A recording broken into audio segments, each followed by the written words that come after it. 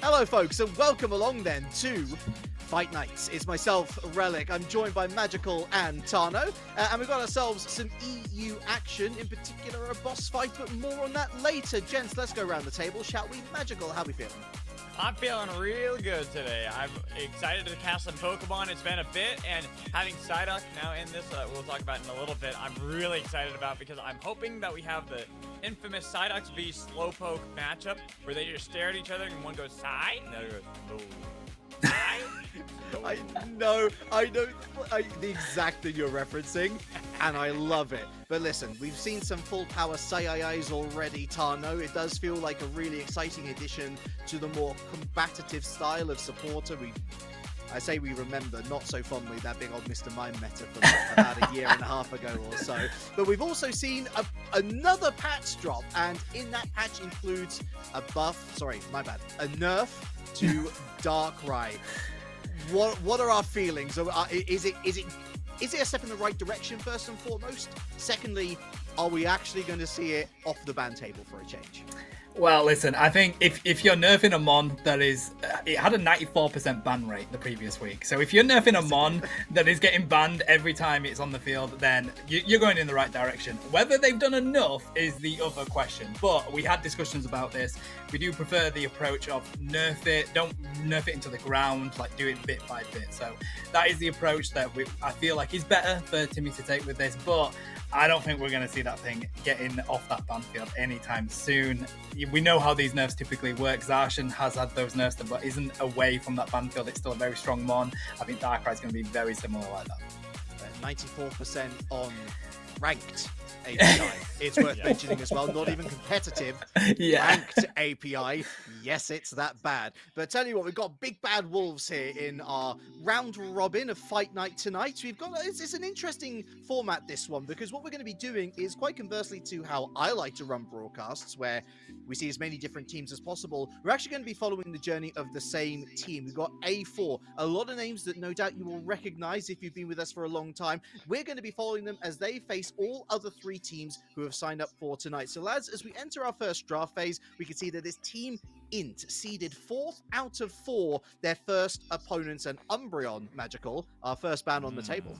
I mean, Umbreon, I feel like is just like the defender right now.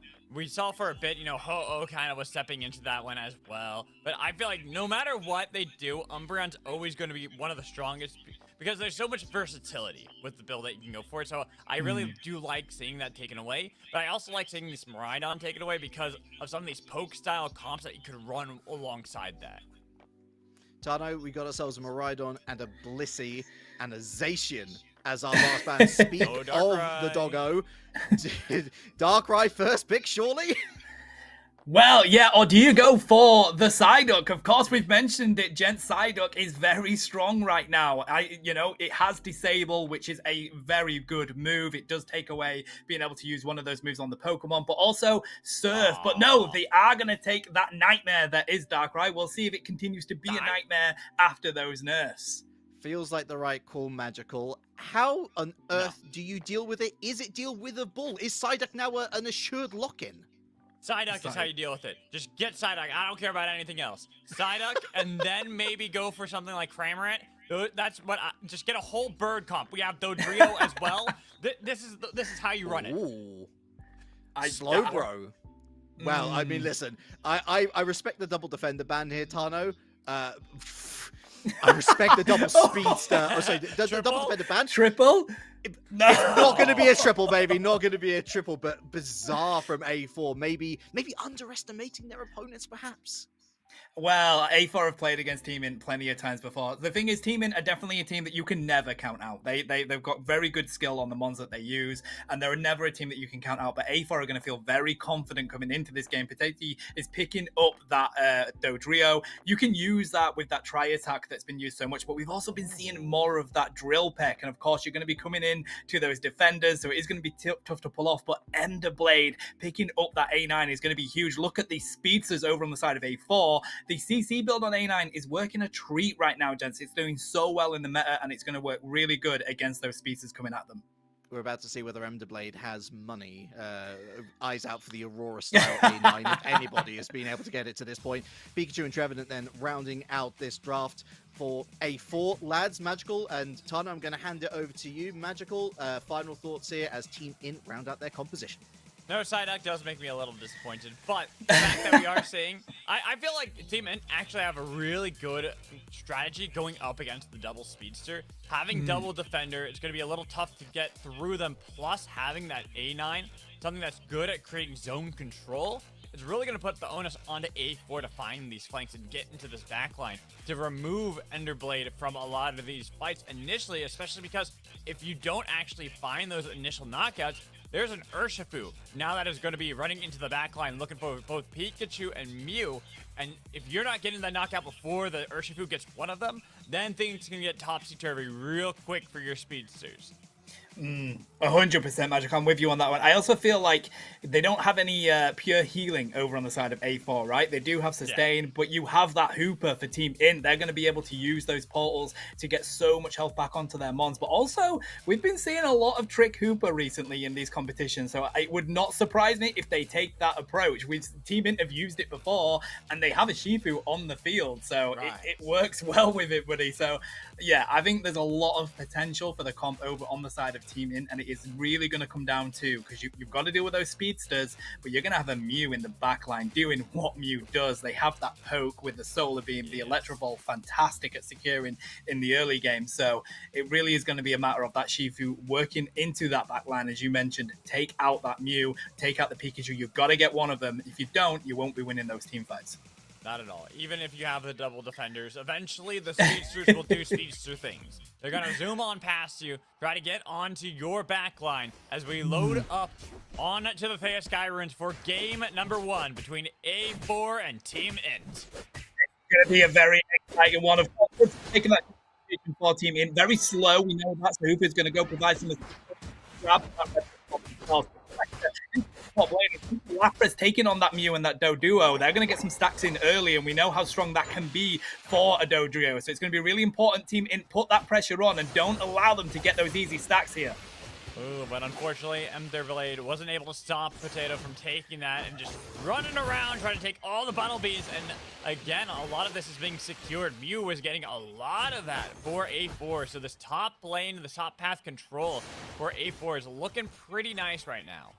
Yeah, the Nightmare is on its way. Wahhabian is here. They are prepared on this Darkrai. We have got Lapras caught out a little bit here. Look at that passive. There's the damage. They do use the eject button to get themselves away from it, though, but there's no KOs just yet. The 6 points being in for stacks on the side of A4. We're 5 seconds away from these birds spawning. Look how weak Dwayne is on that Hooper. 1 HP and a dream right there, Magical, but Shifu is here. They do have the lock-in with the Wicked Blow. They pick up quite a bit of that farm, but so does A4. They're going to continue pushing. Hooper gets sent back to the Pokemon Center. We're going to see Darkrai continuing to put pressure onto the Shifu. They get away from that Wicked Blow, and they're now going to decide to retreat. Some good effort and aggression coming in from A4 there. A4 playing that one really wise, kind of playing the back and forth game, looking for the low health bars. And I feel like Team Int kind of got baited into the fight that they shouldn't have been taken at that point, especially with how low they had their poor Hoopa. Dwayne just got picked off by the Darkrai damage, constantly just hit with the sure hits, and now we're seeing that pressure continued by A4, making sure that Team Int get no control and get pretty much scraps of any of these captures into the top side. And another knockout there for Potato onto Lapras, and now even potentially a dive on a Dwayne who has to eat up some of the berries just to survive. Yeah, that's unfortunate. A4 really put some pressure up into that top lane, and Slowbro is trying to get themselves away from what's happening in this central area, buddy. But the Trevenant and that Darkrai do not want to let that escape happen. A9 is there. They do have that CC capability, so that's going to buy the space for Team Int right now, but they are definitely fighting on this back foot. I like what they're doing in the top lane right now, though, Magical. They're going to continue to put that pressure on up there. They've taken out the Dodrio. We're now going to even out these scores. This is great from Team Int. That's big, especially because it was a 30-point dunk there for their Urshifu. Getting a couple more points and continuing a fight against a Dodrio underneath their own pad. Almost were able to get the knockout, but the Dodrio barely escapes, and we go into the top path. More fighting over some of these camps. Both sides not wanting to relent, as now Dodrio back into the fight against Urshifu, but the bear stronger. Another dunk right on top of you. And you can see that Dodrio wants none of that. Was thinking about going back in for the play, but gets right on out of there. Hey, this is Fight Night, but that's not the fight Dodrio wants to take, buddy. Look how weak they were. But A9 doing what A9 does, buy some space, break that pad, and now we see the entirety of Team Int, other than this Slowbro, up in that top lane. They want to grab that Lecky. They know the pressure where that Darkrai is right now is on this Regirock. We're going to see whether Slowbro can do enough to take this away. They do take the Lecky over with the Shifu assistance, and it is the Slowbro that steals the Regirock. That is huge for Team Int. Now comes the A9. They need to take down this Darkrai. They know how much damage that cause. Trevenant does fall. They can push onto this T1 right now, but we do have Snow providing that mage build on the Pikachu. They fall. DJ cleaning them up. These points are going into this T1. And this is kind of what we were talking about. If in a roundabout way, it's like if you don't get these knockouts initially by A4, you can't really find the play. And right there, the Slowbro is so difficult for any speedster to really deal with. He was able to steal away the Reggie, so both of them are secured by Team Int. They're fighting underneath this pad. Only 6 points remain, but they want to get the knockouts, but they got to be careful, get the knockup themselves. It was a nice eject away, looking for the chase down on Urshifu, but the slow was not enough. Going for the punch, nearly got the knockout on the Snow. Oh, but with that distance made up, Urshifu back to the pad, gets the shield, and now the A9 into the bot path, defending the bear, but that's going to be the dash back into from Potato, getting a lot of damage, taking out A9. That's that first knockout that A4 needed, but it's traded right back around. Still the Darkrai, not done, double spree, looking for more, but you have to be careful. That Urshifu has a lot of damage on top of you. Put him to sleep, baby. That's how you get him out of hibernation and find these knockouts. Triple so far for Darkrai. They could get more, but these defenders are going to be difficult. They're trying their best, trying to find anything they can, putting Lapras to sleep, looking to take out the Knock Nest monster, and that's one more knockout for A4, but the reinforcements are back for Team Int.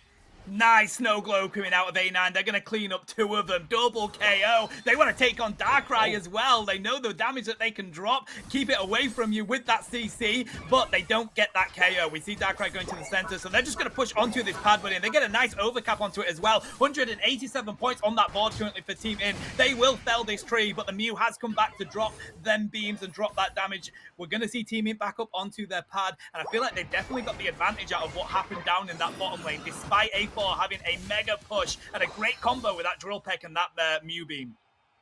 Yeah, the biggest problem right now for A4 is that they get these knockouts, but it takes so long that the reinforcements can come right back up for Team Int.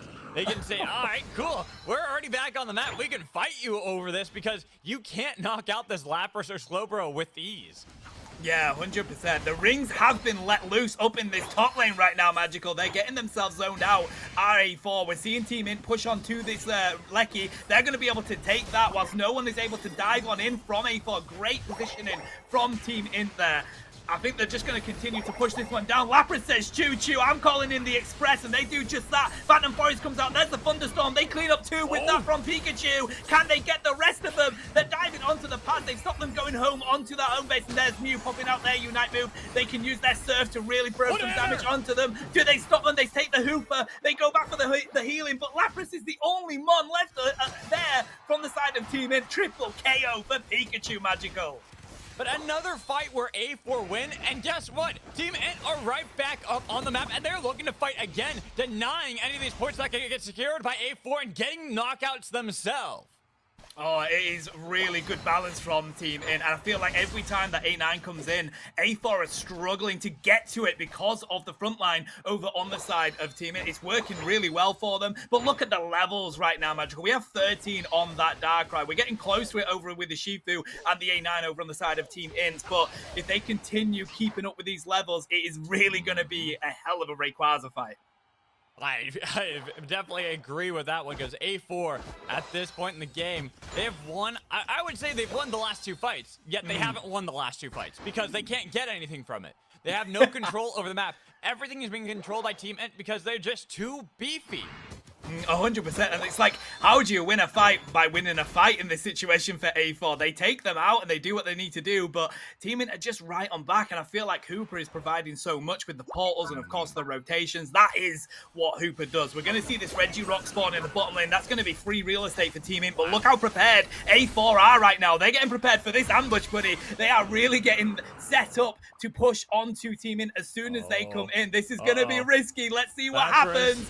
There's the Trevenant. There's the Phantom Forest. There's the worst nightmare. They put the pressure onto them. There's a triple trample. The slow beam onto the Dodrio is going to stop that triple trample from answering. Potato is so weak right now. 1 HP in a dream. There comes the Darkrai. There's the Thunderstorm on the Pikachu. They haven't been able to take them down, Magical. They had the ambush opportunity and they took down one Mon. Darkrai has to back up here. They're going to dive onto Slowbro. They are singled out right now, but the rings have been let loose by the Hoop and they're ripping onto the Green Dragon. We have seen Mew pop their Unite move. They're going to see if they can get a beam onto it. Who's going to secure this one though? Dodrio being weak yet again. It's Shifu with the mighty secure of Wicked Blow. They take down that Green Dragon. Team Int can take this first game. We need Hundo Burgers going in right now, buddy. What a fight from Team Int. We said that the last fights were won by A4, but they didn't win the fights at all, and there, where Team Ent actually win the fight. It shows the power of that composition, that it's so difficult to get through them, to get those health bars, that you can't really actually do anything to them. You're not getting the damage, you're not taking the knockouts. They were the ones with the jump. It was A4 who started off the ambush, and yet Lapras survived. It was A9 who actually fell in the fight.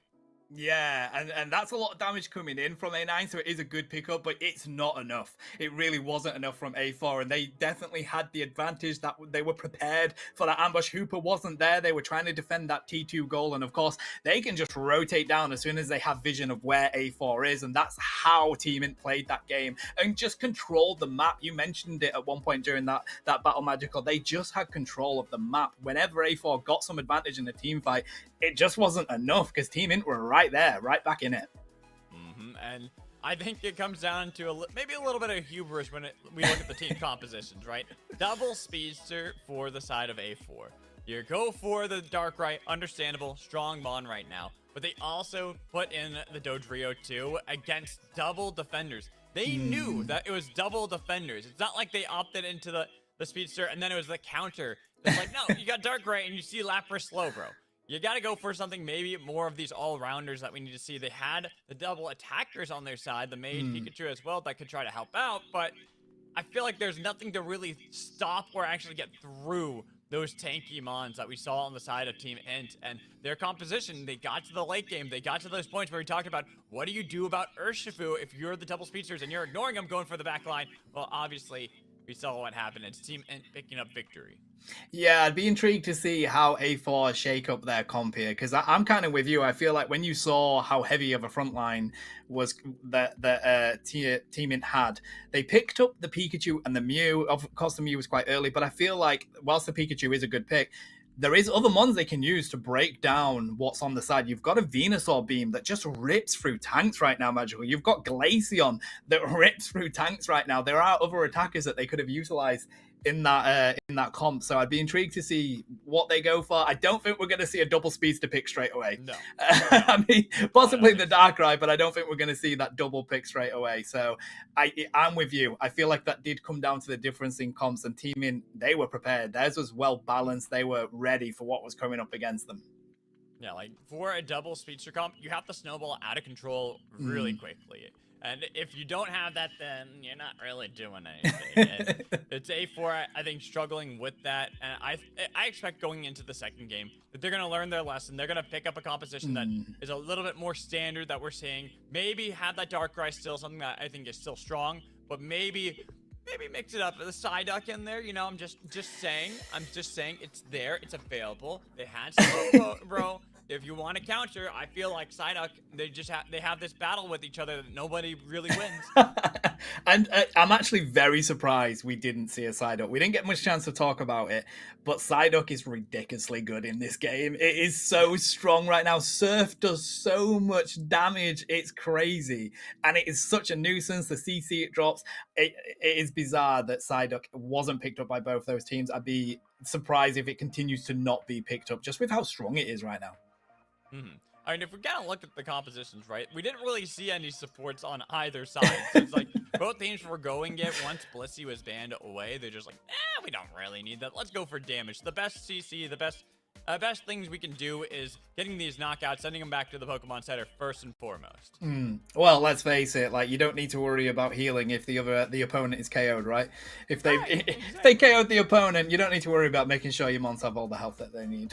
So I think that's probably the approach that they went for. Let's see if they continue with it as we head into this game 2 situation. What's going to be the first ban? I suspect we're going to see more of that Miraidon, that Umbreon, and probably the Zacian along the bell as well. I think Blissey was a bit of a surprise in the previous game, Magical. Usually they do go for either the Blissey or the Hooper, but let's see what they go for. Yeah, I figured that it's going to be one of those supports that we'll see. Maybe the Blissey. I actually like this Inteleon ban because it functions very similarly to how Miraidon does. There's a lot of that poke that you can have from range. You can set up the team comps. And clearly, their composition is more about the brawls, getting in your face, looking for this aggression. I am sad to see Psyduck has been banned away here, but Darkrai, again, makes its way through the ban phase. Do A4 opt to go for that again? No. Okay, so they want to stick with the strong early game. They're going to pick up that Leafeon. The Emerald 2-step, it comes on very early. You can get that before the 7-minute mark. So I think they're really wanting to go for that snowball kind of attitude that they previously had, but not having the Darkrai, enabling that to go to Team Int if they want to pick that up, is quite a surprising one, Magical, because whilst the nerfs do seem like they've affected it, it was doing so much in that game. Oh, wow. Ooh. Lucario... Sarina first picks here? Okay, Umbreon's still available. We didn't even get to talk about that. We're seeing a lot of changes here from our team so far.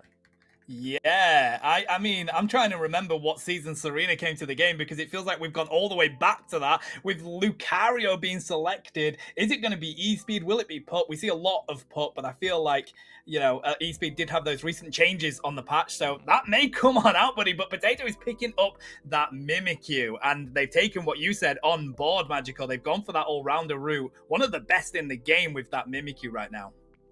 I really do like this composition so far for A4 because it does even function almost like you have a double speedster, right?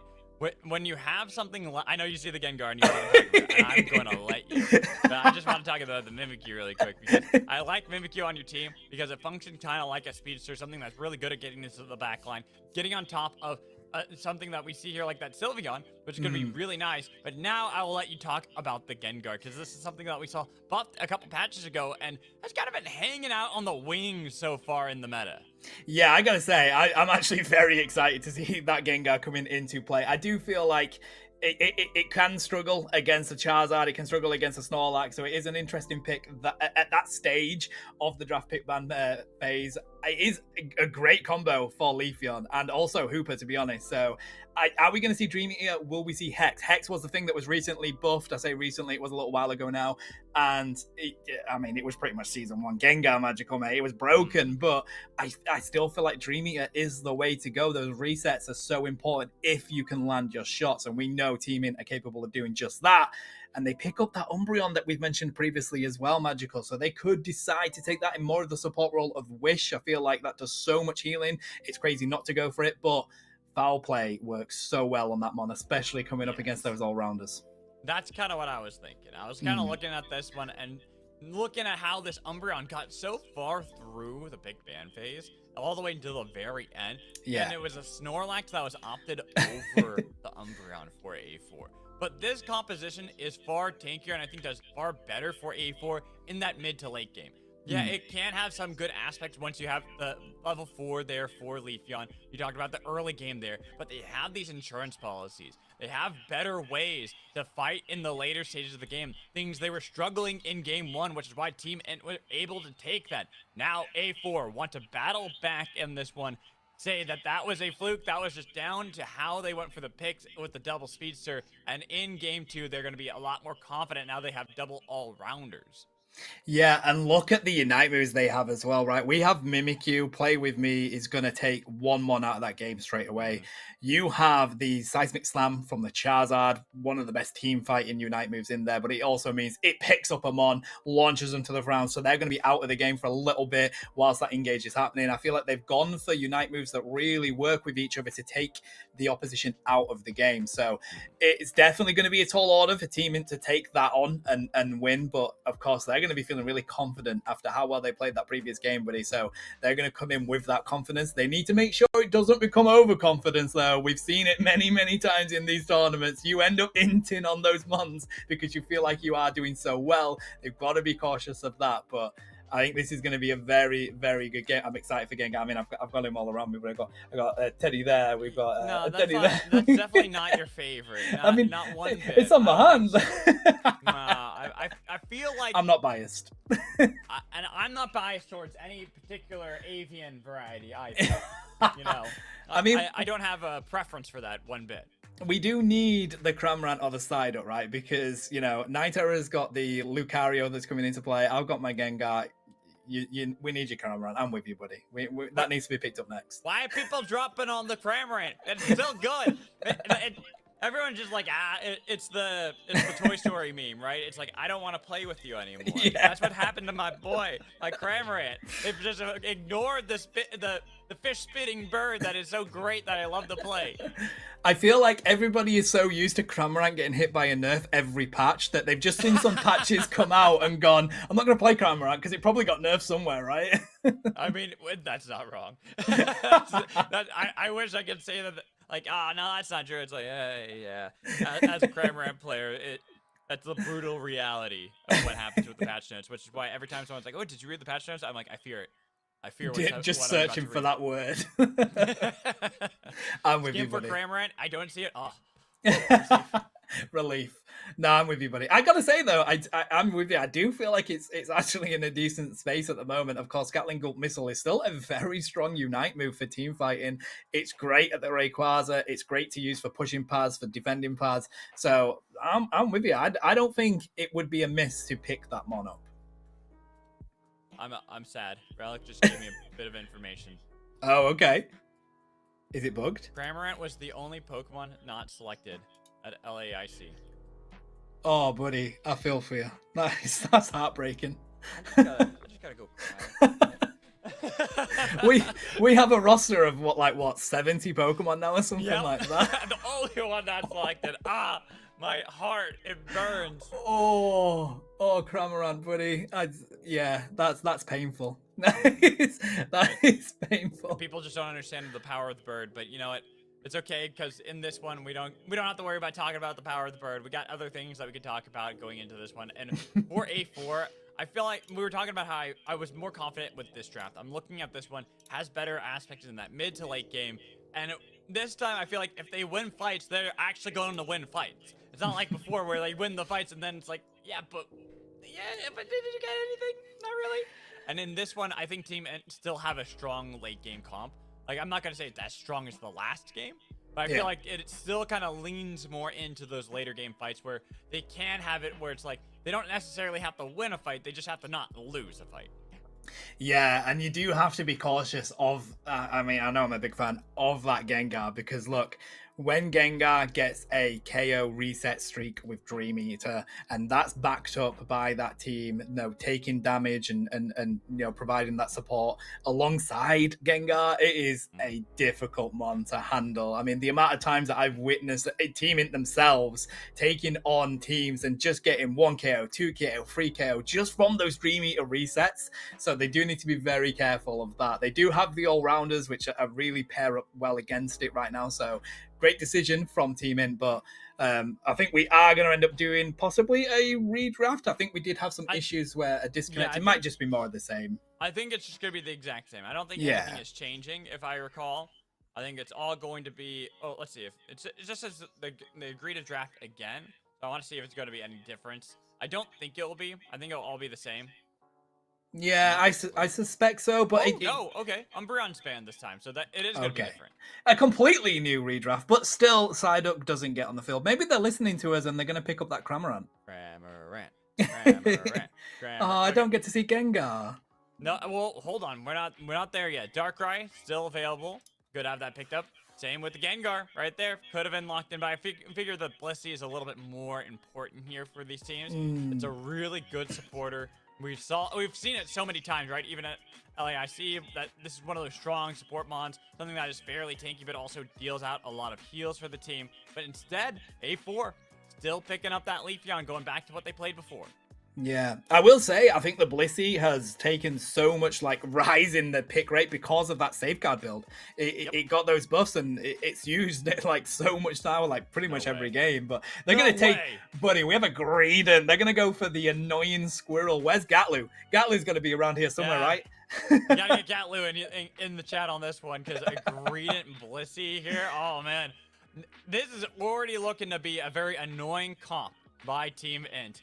And I think they're only going to add to it depending on what we get here from A4. If they opt to go for that Darkrai again, the double speedster, I figure you just go for another defender here at Team Int. But that's where A4 is saying, nah, we're not falling for that bait again. We got the Mimikyu, a Hoopa to help out with map rotations, looking pretty strong on their side up against this Team Int composition that I want to see how they can really pair up anything with the Greedent and how annoying it could be running into the back line. Well, the thing is, I mean, I'm surprised Greedent got picked that early, but with Greedent, right, you just let it do its thing. Ignore it in the team comp. Ignore, you let it do it. So it's like Sableye, right? The whole point of Greedent is to go score points, annoy the team, make them chase you, waste their time. That's Greedent's job. So you don't need to worry about that as you build the rest of your comp. Picking up that Serena is a huge shout. DJ pairing that with the Pikachu and the Blissey, that's going to be a heavy carryover on the side of that Serena. Great from Team Int, but it looks like A4 are going to answer with the Metagross, which is honestly underrated right now. That mon does a lot of damage. It pretty much 1v1s any attacker. It can definitely 1v1 that Serena. So that's going to be a close battle to keep an eye on, Magical. But then Gekakami locking in that Slowbro for that slow beam, just to try and take the carry out of the game. Ooh, and Glaceon locked in as the final one for Team Int here. Something that we were talking about being good at getting through a lot of resistances and being able to overcome some of those situations that we saw for A4 themselves in game one. Team Int are like, we are still going to be fine in the late game. I do worry a little bit, though. That Metagross you were talking about. Something that is amazing late game. You get to level 9. You are the best 1v1 Pokemon on the Sky Ruins. And I think even great in team fights, because you look at Team Int and they don't have the largest of range on their side. They really have to play into the Thunderdome that Potato's going to be creating on Metagross. Yeah, it's going to be tough because not only do you have to worry about that Metagross and putting up that stadium, but the Mimikyu is right there. And that alone takes so much attention from your team to take down. Glaceon is going to be like, I need to have one main target. It could be the Metagross, it could be the Mimikyu. They need to drop that ripping damage onto one of them. You got 2 to take down, buddy. If you take down that Metagross, then Mimikyu's just going to clean you up. And then you've got a Leafeon dive in your back lane. So there it is. yeah, I feel like it's going to be a tough one for Team Int. They have the capability. They're very strong players. So let's see if they can utilize the kite on that Glaceon. It's going to be a matter of working around that passive, making sure it's not stolen away from you, because that Leafeon is going to be on you the second you end up in that team fight. I'm glad you mentioned the Leafeon, because that's kind of what I was thinking too. For A4, they have many angles to look for on this team. They have that Metagross for the late game. They got the Mimikyu for the mid game, and they got the early game with Leafeon, all of which will coalesce together in these team fights later on and be really difficult for Team Int. But for Team Int's sake, they still have ways to fight. Looking at how they're even looking for these initial dunks early on, they are going to have to trade the Chansey almost knocked out by the Beldum of all things. And a little bit of a slap, and both of them back and forth looking at each other, trying to get those early initial evolutions. And Snow-O, having gotten that already for Leafeon, is going to scare away the Squirrel and Chansey combo, get their own dunks, and a lot of points secured for A4. That's a lot of stacks for A4. That's dangerous. You should not be letting them do that because that is going to be a lot of damage coming your way in that early lane.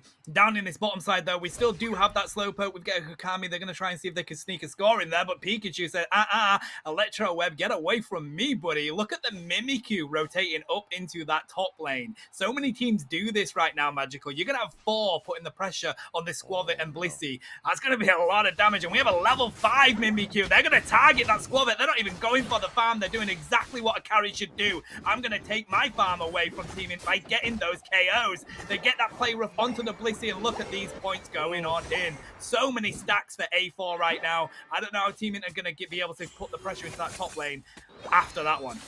That's rough. That's that early game we were talking about for A4, and it is going to continue here. The dive easily securing a knockout by Snow-O. And they even got Blissey for Mimikyu on the other side. We didn't even get to watch. While the fight continues, A4 now putting pressure on every single path they can possibly muster.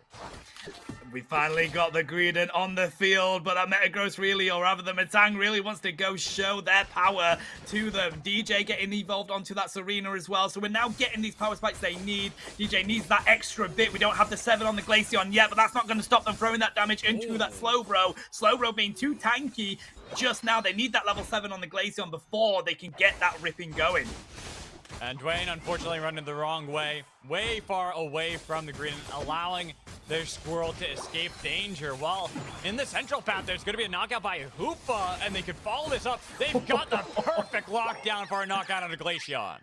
This is what we talked about, Magical, the difficulty of that Mimikyu and Metagross pair. It's so difficult for you to handle, and then, of course, we have Leafeon diving onto the Pikachu. There isn't an answer that Team Int currently have yet for A4. They need to get these levels. We need to get the sort of later Mons evoed. Metagross is really diving on into the Greedent there. They do fall. Huge pickup for Metagross. I was suspecting the Greedent was going to be able to get away. I thought so, too, but even the Metang, I think, is a very strong evolutionary point for Metagross. Like, Beldum is the only real weak point that you have. Once you get Metang, you're feeling pretty confident, and you can see that from A4, where now, with Metagross evolved here, level 9, they can move around the map if they want to, but honestly, I think they're owning this Skyruns everywhere, and they're securing Reggies, they're securing knockouts, scaring away Team Int from even contending to fight. Listen, they are feeling so confident, A4, right now, that Mimikyu isn't even playing anymore. They've decided that they can let the rest of their team handle what's going on. They have come back. There we go. They were AFK for a little bit. Potato, though, cleaning up exactly as we thought they would. Goodbye, Blissey, 2 KO. They can continue with these KOs, buddy. They can 1v1 a Serena. I know that Greedent is there, but Mimikyu is also here. Triple KO for Metagross. Greedent tries to get away, but they're going to continue to put the point damage onto them, trying to get that 9 dunk in. That's probably all they're going to be able to get right now, because yet again, A4 are continuing to push onto this T1. That one falls, and Potato doesn't want to let it go. Nice gyro ball, but Glaceon does have their level 9. They do have that Ice Shard. That's going to mean they can put a lot of rip onto that Metagross right now, Magical. And they're on to Reggie Lucky, but guess who's here? The Squirrel wanted to steal that away, but he's going to run the other way back towards the team. Was hoping to make the YOLO play. Unfortunately, was not able to do it. This game, A4 fully in control. This is what we expected from the squad. We looked at game 1, and we saw that Team Int were able to battle back decently, but game 2 is being dominated by a Leafeon, especially getting these knockouts, letting the Metagross get to level 11. Nothing can stop them now. And I like this. I thought they were going to do so. Hooper is going to break that T2. Now that anytime a Lecky spawns in this field, that can be pushed into the home base. If they can get that and have a situation where they will have a Lecky before that 2-minute mark, they will have a win condition that they're after. Of course, there is no answer for this Metagross right now. Blissey getting caught out. We do pull in that Glaceon. They do have their passive, but Mimikyu says, play with me. You get KO'd. They're going to continue to push onto this T1 pad. Potatoes here. They've got the big Metagross. They've got the gyro ball. DJ trying to stomp them into the ground. Not able to. Queen Majesty there does get popped onto the Leafeon, but they don't pick up the KO. Mimikyu does fall by the Pikachu, and we're going to get some points into that pad to protect the damage coming in from the Metagross. Look at this pressure from A4. Team Int have done a good job to defend this, though. Hooper does pick up that Greedent, but they can't clean up the Metagross. This is always going to be the difficulty for Team Int in this game.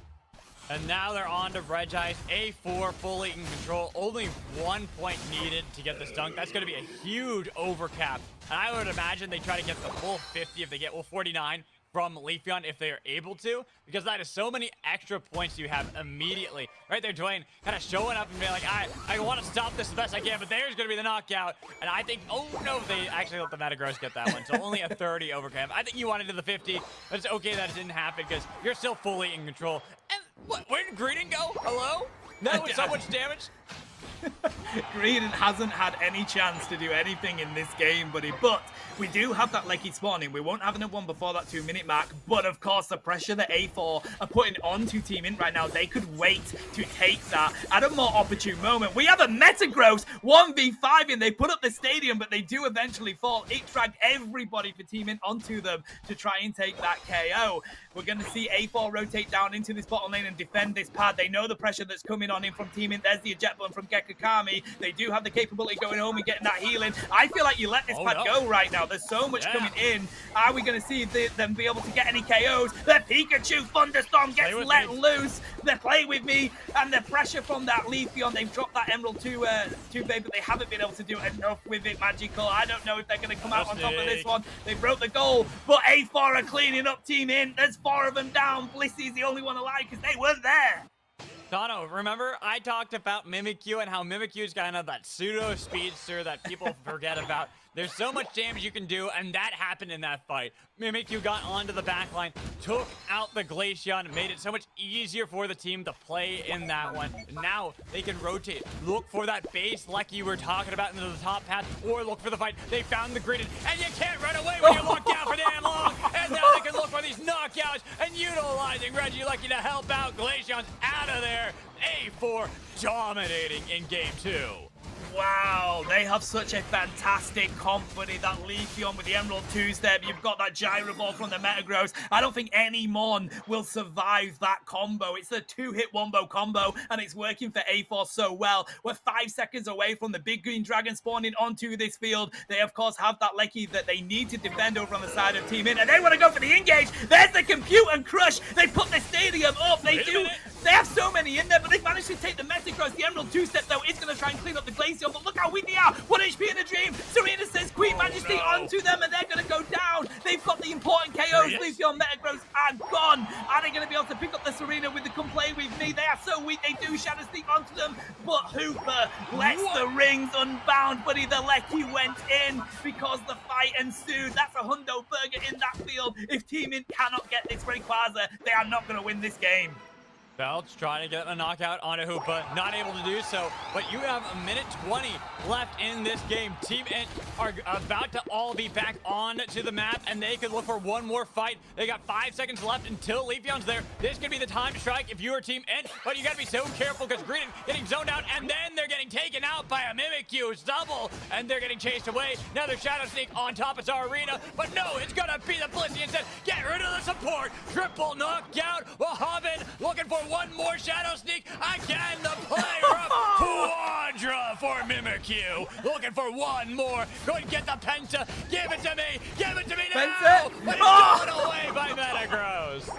I mean, they deserve it with how well they played, buddy. Taking that Penta away. I mean, they are literally the definition of double trouble. You have the Metagross and the Mimikyu that have just demolished anyone on Team Int. We're going to continue to just stat pad now because they're just continuing to get these KOs, drop this damage, points going on in. Will we see that 1,000 burger? They're at 904.5 right now. I don't think there's enough change to do so, but all Team Int can do is try to continue to take some KOs. But look at this, buddy. The combo of A4, the Unite moves that the synergy they're getting from it are crazy. A4 are going to take this second game. We're going to have a game 3 in the first set of tonight. Yes, we are. What we have to really digest and look at how these games really played out, right? Game 1 felt really close. It was the late game scaling that worked for Team Int. A4 in game 2, they snowballed out of control. That's what they wanted to do in game 1. Unfortunately, weren't able to do so. But game 2, they definitely did so. They had 14 knockouts for Snow-O, 12 for Potato. They were looking so strong in this game. Like, It's crazy to think to me that the Metagross had almost 40% of the team's entire damage. Yeah, I mean, as soon as it was picked, I was like, that is an underrated mon. People seem to kind of, I think because of the amount of all-rounders in this game right now, right, Magical, and the amount of all-rounders that are very decent, it happened to Blaziken for so long. There's these special all-rounders that are currently getting underrated. They're not really seen as a big threat, and Metagross is 100% one of those. It can do so much. It can 1v1 so many mons, 168k damage from Potato, and A4 were not letting on up. You pair that with pretty much 90k from both of their other carries. You've got Snow and Wahhabin doing just that. I don't know that there's enough healing in the world for Team Int to be able to protect against that damage. We talked about it before. You know, you don't need healing when you knock everyone out. You don't need to worry about that. There's no one on the other side. And same thing we kind of saw there for that poor Blissey. Like, the Blissey was trying to heal everyone out, but there's so much more damage done by A4 that the healing did not matter one bit. I mean, Blissey is the tank over on the side of Team Int. 120k coming on in. Of course, that is how Blissey can be utilized, but it's just too much damage, and they weren't able to do enough over on the side of Team Int. That's the difficulty. As we mentioned coming into it, buddy, not only did you have that Glaceon having to target the all-rounders, the second they did, Snow was on them, taking those KOs. They were cleaning up the squishies with the Emerald two-step. There's too much that they had over on the side of A4 there. We talked about it. Game 1, Team Int felt like they had the better comp. They felt like they had been prepared for what they were coming up against. That second game, it was all A4 there. Yeah, and this is where I'm looking at Game 3 and wondering what you can do as Team Int, because this one was a far better composition, just all around by A4. And I feel like Int wanted to kind of break up the gameplay. That's why they went for the Greedent in this one. It just wasn't able to do enough. Like, that top path was not theirs at all. It was completely dominated by A4 so early on that there's not really much Team Int could do with the Greedent. So I'm wondering maybe if it's change out the Greedent, go for more of that standard composition we saw in Game 1, or is it try to really just go for the Hail Mary, just throw everything in the kitchen sink into this one. Get the Cramorant for me, if get the side out, get all of the craziness you can from your team. I mean, that's one way of taking it. Go for the absolute insane, or go for the really comfortable. I honestly think the only way they're going to beat A4 is if they have a really good comp that synergizes well. They have those Unite moves that synergize well, and they have a comp that fights as a 5. I think that's the only way they're really going to win against A4 with this one, buddy, because with the way that A4 works, not only do they fight as a 5 really well, but they also have those double combos, the double trouble that I mentioned. You've got, of course, the Metagross and Mimikyu working as a treat there. You did have that Leafeon that was kind of roaming around, but they did also have the support of their team sticking with them as well. So they kind of have that situation where it's either 3 and 2 that are just going around doing what they want to do in the game, or they fight as a 5. So I think it's the only way Team Int are really going to come out and win this one. Yeah, so I'm looking at how the drafts can change in this one, and I feel like I almost want them to go back to what they did in Game 1, even if it was a far better draft by A4 that could have contended better in Game 2 against that similar draft. It just worked so well for Team Int in Game 1. I want to see them have the double defender, something that can stand up a little bit stronger. Even if they do struggle against all-rounders a little bit, it's still better than getting completely annihilated right out of the gates. Not even having your support, because the support is already gone. You just got nuked instantly by any one of the 3 that was the Mimikyu, the Leafeon, or the Metagross. So now that we go into Game 3 where everything matters and you need to win this one game, I'm looking at how A4 and Team Int are going to adapt. Whether Team Int will adapt like we were talking about, or if it's going to be A4 going back to the style they had in Game 2 as opposed to Game 1. Yeah, I mean, of course, they are still on that first pick side, so I suspect we're going to see them, unless the Umbreon's ban, no, they're going to go for the ban there. I suspect we're going to see them go for that speedster like they've previously done. They may be rotating off the Umbreon, so they may decide to go for that pick. We'll have to keep a close eye on it, but if they want to get rid of the Sableye, of course, they knew the Greedent that they tried to take over on the side of Team Int. If you can't have that Greedent, it doesn't work as well. What does? A Sableye. So I like that response from A4. Very interesting here. I do like that as well, because normally you'd kind of look at the Sableye ban and be like, what are you doing? That's not needed here. But I feel like with how Team Int kind of approached Game 2, the Sableye is a great pick, because a great ban, because even if you have that Greedent on your team or teammate, like they go back to that style, then put that with a Sableye, you're going to get run around the map as A4. You're constantly trying to chase them, and all team needs to do, I think, is lock in an early Hoopa, and they have Hoopa, Greedent, and then Sableye. That'd be absolutely incredible here. But now you got to be cautious because Umbreon finally makes their way onto the Sky Ruins in this third game, and that is such a strong defender that Team Ent have to see how they can adapt into this one, and they're adapting by taking Darkrai. Yeah, I mean, Darkrai Blissey for Team Int, that is right.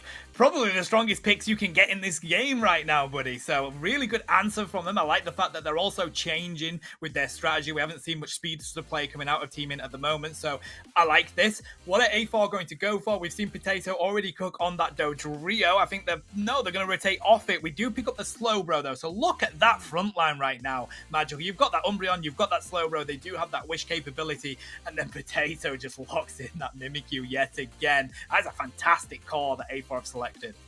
And if you're a Darkrai player, you're looking at your target on A4 and you see nothing. You see absolutely nothing. You're really disappointed because you're like, who do I actually go for so far? You have no one that you really want to select as the initiating tool, the one that you're going to assassinate into the backline. And for Team Int, this is a struggle. That is why they have this A9 now for zone control to try to keep away something like Mimikyu from the backline. Make it a little bit easier, I think, for Enderblade to kind of get these snipes and get these assassinations into the backline. If Snow-O goes for a Gardevoir, you have to pretty much, that's your target. That is target numero uno here for Darkrai. You get rid of Gardevoir or you don't win the fight at all. Yeah, 100%, I'm with you. And then we see the Metagross picked up yet again for A4. We're going to have more repeat. That Mimikyu and Metagross pair, Shifu getting picked up for Team Int, so they've at least rotated it, and they had to pick up either an all-rounder or another tank there, right? We need more frontline for Team Int there. They've got that Darkrai and they've got the A9. That's difficult coming up against that Mimikyu and Metagross. I know A9 has that CC. They do have that capability of pushing them away, but Metagross has that capability of continuing to dive onto you, and Gyro Ball is so difficult to stop coming your way. So this is a really interesting comp from both teams, Magical. What more would we want out of a Game 3 situation? A Flail Snorlax would be pretty cool. Just gonna say that right now. I actually kind of like it here up against something like Metagross and against Mimikyu. Makes it a little bit easier to kite some of these fights and slows down the pace a little bit so that Enderblade can find some better angles to maybe get on the Snow-O. I'm really looking at what Team Int can do in this game. And it has a little bit of both games mixed into this one, right? They have that great scaling we saw in Game 1 from them, but they've mixed it a little bit more with some of that mid-game that they had in Game 2. But here, they have to make sure they're holding that line, because if the early game is dominated by A4 again, they didn't have answers to kind of stop the avalanche that was crushing them in the late stages of the game. I like the fact that they've picked up mons that are better for the early game right now. They do have that A9, of course. As soon as you get that Evo, it's pretty strong. But then, of course, you do get that Power Spike again, which I believe is level 6 or 7 for A9. But they also have that Shifu, right? As soon as you hit level 5, huge Power Spike for them. So at least Team Int aren't going to be in like the previous game where they have to get those Evos and get them quickly. But it does mean that A4 have the capability of continuing to put the pressure on in the early game still. We have a Kung Fu rotation in this jungle. We know how slow that is. Mimikyu is that bit quicker, so it depends if they can continue with the pressure. Snorlax looks like they may go for stopping the event. No, they're just getting prepared for this midsection here. I think they were even looking for a potential invade. Like, if it was going to happen, they were already moving down towards the central path. So they could have helped defend that Kubfu. And the moment they noticed that Kubfu had gotten the buff uncontended, they're like, okay, we're fine. We can stay here. We can get the camps. We can keep ourselves even in this top path and not have to worry too much about the Kubfu being put behind. We have got the evolution onto that A9. That means the pressure in the bottom lane is going to edge a little bit more towards Team Int if they can stop them getting that 5 onto that Ralts, because that is a really strong power spike. They're getting pretty weak. They have to teleport out of there. The A9 is going to go pick up these citrus berries. If we can get Blissey online, that's going to be different in that bottom lane. Good pressure for Team Int. There comes the Umbreon, though. This is a change in the top lane. They've got that foul play. That's going to be really strong against that Darkrai. There's the farm, and it's going to be Mimikyu coming coming in to clean up the entirety of that farm. They nearly pick up the Shifu. Gyro Ball doesn't land, and they do put Potato to sleep. Can they take the Snorlax? Yes, they do. That's the power of having on that Mimikyu. Snorlax liked sleeping, but he didn't want to sleep on that fight because it is difficult now for A4. I think the big thing was the evolution to Metang right when they needed it most. I was wondering if they were going to win the fight because it was still Beldum, and they did get the evolution, but they're a little bit of an overcommit by A4, not respecting that Team Int could show back up into the top path, get these knockouts, and Metang going the other way, and now it's a double that Ender Blade was able to pick up. This Darkrai, this is something that we're kind of looking at as a good snowballing tool for Team Int, and giving double kills over to the Darkrai this early is going to be huge for them to be able to play around in this mid game. Yeah, they really want to begin to snowball on that Darkrai, and getting those KOs is exactly how you do that. But they need to do it before Metagross gets online. They pick up the Snorlax there. Curly has managed to hit that level 7. That's going to be a strong pressure coming into this top lane. Ooh, A9 doesn't connect on the Umbreon, though. They do have that cooldown on the foul play right now. Can they push that Shifu away from the Metagross? Shifu locks it in with the Wicked Blow. A9 puts the pressure onto the Mimikyu, but the Mimikyu does take them down anyway. The pressure from Team Int is working so well as we head into the early game of this. Can they pick up the Mimikyu? Yes, they do. Double KO yet again for Darkrai. And that might be the answer for Team Int right now. And we also got the answer that it's not the flail, it's the heavy slam, baby, with a triple there for Ender Blade. Looking for a little bit more, but they're put to sleep. And it's a double on the other side by A4, pushing back Team Int's play. Wow, that is a Gardevoir online, ready to go at the 7-minute mark, but they need one more level to be able to have that Fairy Singularity for these team fights. Shifu wants to continue to steal this farm away from Team Int, but they may have pushed their luck a bit too far. But Mimikyu says, play with me, sends that Shifu back to the Pokemon Center, and now we have good pressure from A4 on that bottom lane. That Reggie's going to be free for them, but Potato is trying to get to Metagross as quick as they can because they know they're coming up against Free on the side of Team Int up in this top lane. And that's going to be the big thing. Now sending the Umbreon to make it a little bit even in the top path while Darkrai was trying to take some of the Eos energy away. Has to double dash back. Regieleki is secured by Team Int, so a Reggie for a Reggie across the map. Much better pressure from Team Int in this game, though. So different from the previous one, and I feel like they've got some good opportunities to push and win this mid game that's about to come on up. Can we get that 7 in from the Snorlax? Yes, we do. It stops them getting that damage put onto them, but I think they're still going to fall on down. There goes the A9. They have the power of that Gardevoir. The Fairy Singularity doesn't land on anyone just yet, but it has built them that space. They've taken down that Lecky. They've taken down the Darkrai. This is the opportunity for A4 to push onto this T1 pad, and there goes the Metagross diving on in with that slow road disabling that Blissey. They're going to take it down. We're going to get a 40 dunk into it. Play with me in the backline, buddy. That's a huge overcap for A4. They're currently taking this lead. Goodbye, Shifu. They can continue to push onto this pad because we have no springboard for 30 seconds, and that's exactly what they're going to do. It was close in this game until it wasn't. A4 cracking open that top path, getting it. Massive control back. Even if they get this knockout, Team Int are going to struggle. It takes them so long now to even find that. And A4 are going to control the central path. Really now are dictating to the pace of this game. It's made a complete flip of the pressure in this game right now. Level 12 on that Mimikyu as we hit this mid-game. And I think we're going to continue to see Metagross cause chaos. But I like the Yawn. I think the Yawn is a great decision from the Snorlax because if you compare that with something like that Ebon Fist coming in from the Shifu and the Snow Glow, for example, it can really change a team fight. A nice 40 dunk for Slowbro up there in that top lane, trying to make sure that they continue to get a lead. We're going to see this bottom Reggie spawn very shortly. And it does seem like A4 were prepared, but they want to go and make sure they can clean up on these KOs right now. And there is no compute and crush there. So even with the Metagross diving in, getting a lot of damage, hasn't found the knockouts yet. But look at the slam down. That's what they need. The Umbreon doing a lot. And Play With Me finds the lockdown and wipes the floor of Team Int. They are out of there. The only one here is the Snorlax. Heavy slam onto 2. Yawn as well, but they have control. A4 are the ones who won. They can push back for the Regieleki, but now the Team Int are back onto the field. It might be a little bit more risky. They're getting a lot of damage onto the Mimikyu. Knockout's going to be there for the Darkrai They have the resets, but no heavy slam that time with Reggie Lecky so close. Who's going to get it? They're back in, and it's secured by Metagross.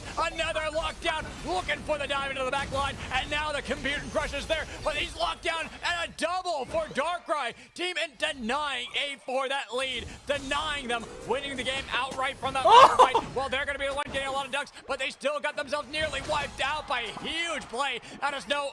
Heavy slam and yawn on a 2, but where's the rest of your team? And you gotta bail out of the top path. I gotta say, buddy, I love the way this game is going right now. It is a pendulum. Team in, massive fight there, but A4 with a massive defense. Level 13 on that Gardevoir, and they're gonna continue to push. It seems like both teams want to just continue to push. The Lecky's gone on in. They could try and get some points in to break this bad. Metagross is gonna do just that. That T2 has now been destroyed, but they may sacrifice themselves to afford those points. Umbreon went down. They're trying to fight against 4 of them right now, but it ain't gonna be enough against a Shifu. In the meantime, this Regice is gonna be free real estate for Snow on this Gardevoir. I think that works out really well for A4, not only getting rid of the top pad, but the fact that they're able to get the Reggie at the same time they're in the bot. Team Int now, they are still up unavailable to fight. They aren't out of this game. It's not like what we saw in game 2 where it was a dominating performance out of A4. This one is going to come down to the wire, especially as we look towards the Rayquaza. But if they can get snipes like that Mimikyu, able to just assassinate the backline, that's a speedster. I was telling you about that before. You're 100% right. Speedster all the way. We don't care about the all-rounder background. And if they can continue to get those snipes, as you mentioned, this will completely destroy the plan for Team Int on this team fight. They nearly went for the engage there. But, oh my god, they're in the backline already. Come play with me. Goes on to the Shifu. They pick it up. 16 seconds away from this Green Dragon spawning. We see Blissey running, but the A9 is there to stop it. And Snow Glow picks up 2. What a KO selection for A9. Umbreon out of the fight. They're going to continue to put the damage onto this Mimikyu. They are so weak right now, but no, they steal the Darkrai away. Snow is putting in absolute work on this Gardevoir. They're going to continue to drop the damage, and with that Psychic, goodbye Blissey. No healing for their team right now. Free KO streak. I think Shifu's trying to put so much damage onto this Gardevoir, but they can't do it. They've got the Psychic. They've taken them down with a side shot. This is a rip that A4 are going to put onto this big Green Dragon, buddy. We have A9 here. They need to get there quick, but they're going to be prepared 50%. For any zone. And look at where that Slowbro is. Can they get the damage onto it? They've got to worry about that wall. Of course, if they hit it with the Blizzard, it's not going to get on in. But here's the Darkrai as well. It's Metagross locking it down. The Bliss assistance wasn't able to do enough, buddy. A4 locking in that objective. They just need to score these Hundo Burgers, and they're going to take this game free. Game 3 for A4. It was dicey there at the end, but that fight was all started off a max range Shadow Sneak by Wahavan, finding a beautiful play onto the Alolan Ninetales that then was followed up by the rest of the team. It got a little bit hairy there, but nobody was touching that Gardevoir, making sure that they got all that free damage that entire fight. I feel like that's really how A4 were able to take this game. Yes, we have 45 seconds remaining, but the fact that you already have 500 points now and A4 just need to defend, it is going to be their game 3. Yeah, 100%. The thing is, like, the Mimikyu, the Shifu, sorry, tried to get onto that Gardevoir, but by then, it was too late, Magical. There was too many of their team down. They didn't have the backup. Gardevoir did have that backup, and that is how that game was decided. We're going to continue to see what Team Int can do, but they're definitely not going to be able to score enough points into any of these goals. So we're going to see some stat padding coming out of A4 right now. A triple KO for Mimikyu to end it, and that is pretty much a good summary of how this game has gone right now, right, Magical? It's I gotta say, for how A4 played this one, they didn't grab the Speedster inherently, right? They didn't have the actual tag, but Mimikyu was a Speedster, constantly diving into this backline, making it impossible for Team Int to set up any of these plays. And Team Int, they were the team with the Speedster, yet they weren't able to do the same in kind. They could never get close enough to Snow-O on that Gardevoir to actually take him out. And yeah, you can look at kind of like the points. Not very many picked up by Snow-O, but the fact that you had 11 knockouts there for this Gardevoir, 27% of the damage for the team. I thought it would actually be a lot more into the Metagross and Mimikyu, but that just shows how unsung Gardevoir was that whole team fight. The whole game was constantly getting consistent damage out for the team.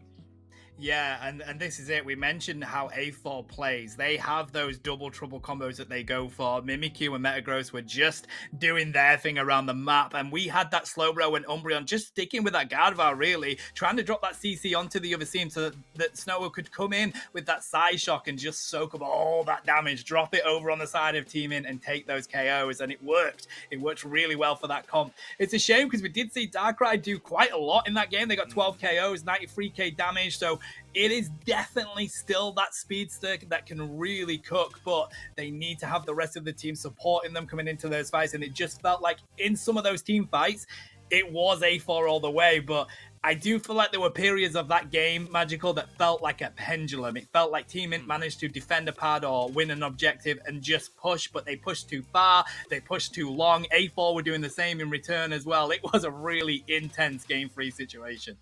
I think it was that pendulum up until like the 5-minute mark where you just start seeing this Mimikyu constantly find the backline. Constantly say, oh, there's an Alolan Ninetales on my screen. Get rid of it. Get it out of here. Don't want it. And then just removes that and makes it so it's automatically a 4v5. Everyone then turns their attention to Mimikyu, which means that the Gardevoir is not getting any attention and getting free damage the entire.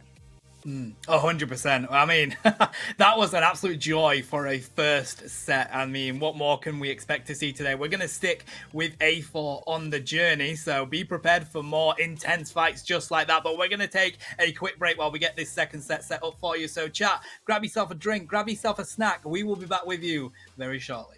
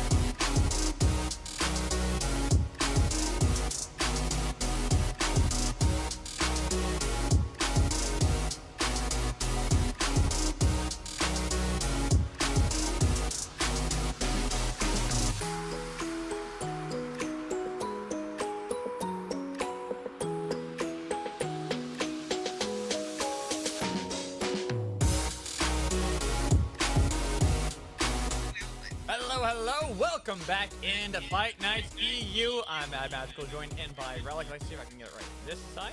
No, I got it wrong. Oh. This side. Inexperience And then Tano on this shows. side. I know. You had one job, Magical, one job. Like my sadness with Kramer not being picked at all at LAIC, I'm just gonna see myself out. You guys have fun. I'm just kidding. We're actually gonna be talking about what we have at hand. We are following the journey of A4. We were talking about that before, and now they're going up against ABCD in our next matchup here. So I'm really excited because Relic, I want to get your opinions on this one, how these games went, because game 1, it was quite dicey out of A4. Game 2, they dominated. In game 3, I felt like could have been either team. I feel I am Captain Holt in this moment. I am vindicated. Metagross superiority. Thank you very much. So great to see this Pokemon shine, especially in a meta where, and especially what we saw at LAIC as well, this whole idea of snowballing and keeping together, like the power of friendship and all that. Power of friendship means nothing against a Gyro Ball Metagross that can literally just have shields for literal months. So I was delighted to see that, but I also think that Team Int made a great account of themselves. This is a team, Geku Kami, for example, one of the most storied defenders, Potato, who had a breakout season last year, such a great brawler. Just a great team in general, and I think that Team Int have put themselves in a really good light. I'm sure that they're looking forward to next week. Hopefully they're going to be at Fight Nights, but then after that as well, of course. What a great opponent and a great start for them in effectively the short preseason before AOS Cup. Team Int, if you want to win, pick Kramer. It's an easy win. Easy People win. need to listen to me. Easy W. I'm not crazy, I swear. Pick Kramer. No, it's okay, but yeah. Just a little bit. But you know what? It's okay. I'm just saying this because I'm just sad to know that my one true Pokemon. This has really hurt you, hasn't it? It has. Because there, like Connor said, there's like 70 Pokemon, and that was the Even only one Duraludon got picked. Oh. I mean, listen, I love Duraludon rips. I do too. I like Duraludon too, but it's like that's you know what, I'm just gonna open up a pack of Pokemon cards to make me feel better. So it's like we'll do this. But Tano, kind of looking at the future and looking at what we got going on. Like, how are you looking at these games, especially for A4? Because having dropped that first game, a bit upset there. I think that there are ways now we've seen that they could be taken down by a team like ABCD in this matchup of the round robin. That they can, and I feel like these teams that are going up against A4, obviously they are the #1 seed coming into this Fight Night, so it's definitely the team they want to take down. ABCD are going to utilize some of their comps to do just that. I'm really excited to see what we're going to be pulling here, though. I can't really put a chain of thought in because I just want to see. The prophecy, it's been foretold. It's been foretold now. There needs to be a Gengar in this game. So let's see what else we get. We also had a Lapras earlier, so we could get Lapras and a Mime Junior. We're sidebarring the Unite for the moment. This is more important, by the way. Ooh! Very nice. Okay, Let's go. Flamigo, I want Flamigo in the game. That's another bird that could be in the game. Plus, I think it's just a fun flying fighting type. And this is the shiny one. I like. Oh man, Let's go. What's it called? Reverse Hollow, right? No. Or just a regular Hollow? Just a regular. It's a hollow, but it's the shiny version. Yeah, they got like the shiny ones they threw in, didn't they? Yeah. Then, okay, wait, one more. Wait, no, is that it? Oh. Well, okay. Yo, it's Tony Hawk. Tony Hawk from Tony Hawk Pro Skater. But there we go. Actually, I'm actually really happy about the Flamigo. I like that Pokemon. That's a pretty good pull. I'm happy about the Gengar, to be honest. So yeah, I'm saying the prophecy, it has been foretold now. We need a Gengar in this first matchup. So kind of looking at this one, I'm looking at the styles that we can see from our teams, and we have seen that Darkrai has still been hanging around, but that it feels like even though those nerfs were kind of small, we were all talking about this before and saying that we felt like Darkrai, well, I guess, has been something that's gotten a lot of fans. We didn't feel like it was super overpowered like we see sometimes with a lot of these Pokemon when they first get released. So taking these nerfs into consideration here, Tana, let's start with you. I feel like Darkrai's now at this point where it maybe almost feels a little underpowered in some situations. Well, I think the difficulty with Darkrai is that there's another mon that came out that probably justifies the ban. just as much. Psyduck genuinely does. No, don't ban Psyduck. I want him watching. Buddy, it's facts. It's facts. Surf does an insane amount of damage. Disable is a ridiculously good move. And not only that, the passive on Psyduck is ridiculously fun. And also really, really good. So I feel like there's so much that has gone into Psyduck that means people are now thinking, Darkrai is an issue, but so is this duck. And they feel like they want to take the duck out of the game more than they do the Nightmare. Now, having said that, I still feel like Darkrai does have that threat. Of course, look at the damage they dropped in that previous game there, Magical. It was like 90 odd K damage, 12 KOs.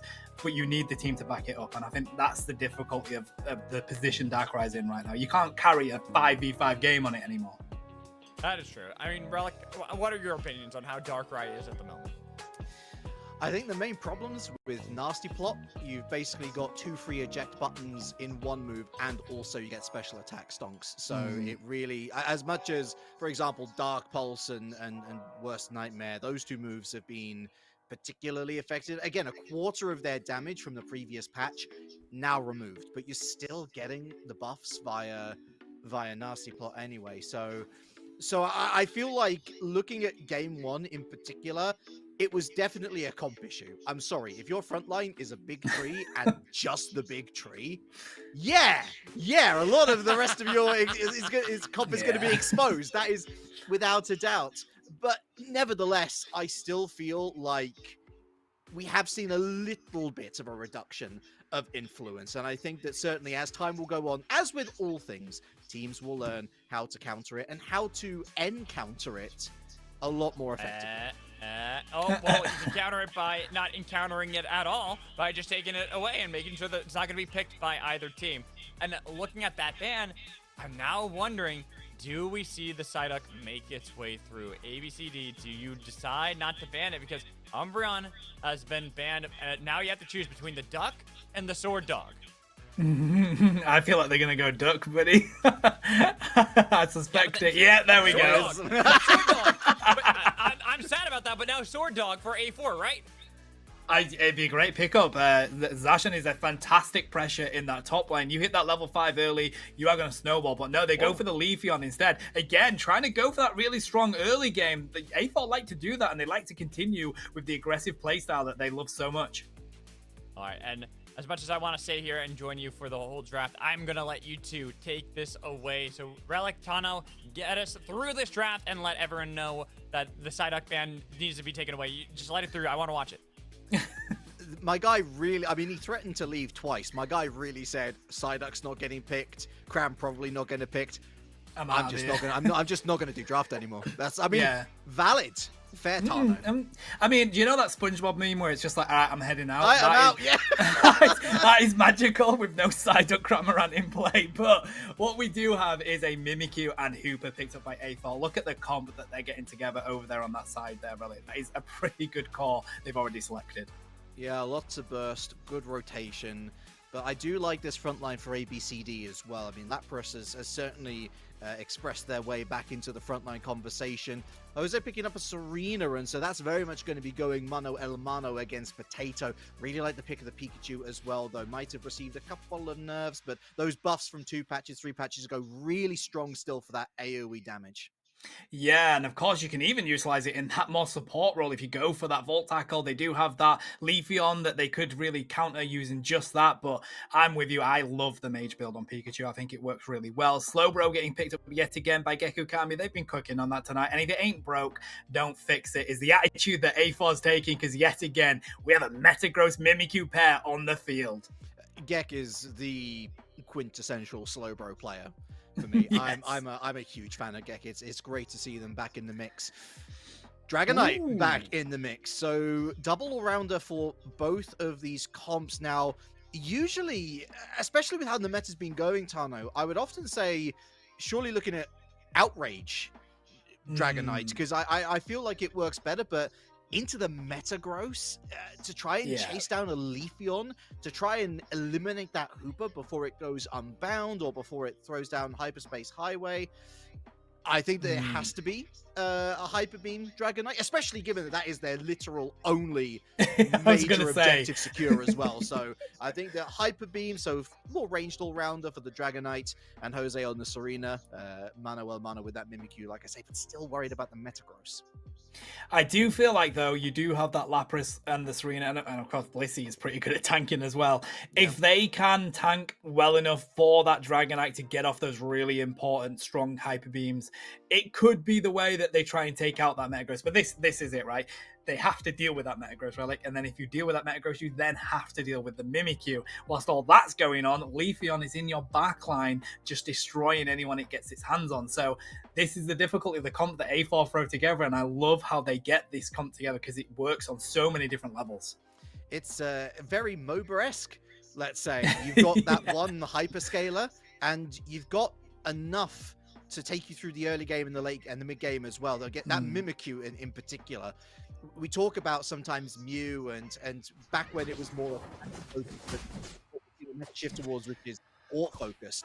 You had to keep it on top of the level game. If you didn't, that Mew was going to become far less and less effective as the game progressed.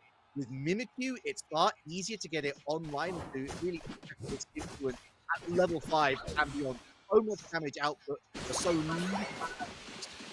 Yeah, and I feel like with what they're currently laying in, it's going to do exactly that. They're going to be able to put that pressure on really early. Starzo is going to steal this Citrus Berry away, but they are going down the Flux Zone, so I feel like they're going to get KO'd here. They did manage to get some points in, though, so they're getting those stacks prepared already. Leafeon is here. They do take away that farm from ABCD, so it does seem like, yet again, A4 are doing more of the same, just continuing the aggression that they do in the early game that works so well for them. Team-ins might not be here, Tano, but inting is definitely a valid conversation to have here, because yeah, you're right. A4, they are looking for those early stacks, but give over too much early EXP to ABCD, and then all of that early game influence that I literally just talked about down the drain. ABCD will be enjoying a much healthier mid game. Yeah, I mean, Dragonair's already there. We've got Leafeon diving onto this bat pad, and with that player off, they're going to say goodbye to the Serena. Another 11 dunk going in. We do need to see this slow row come online, and that 18 point is going to do exactly that. But ABC are not giving up. They're going to continue to push down and grab this farm. Look at that Dragonair doing the invade into the jungle of A4. If they can continue to take that farm away, that's that power spike they need, Relic. If they can get Dragonite online, that will change the pressure in this game.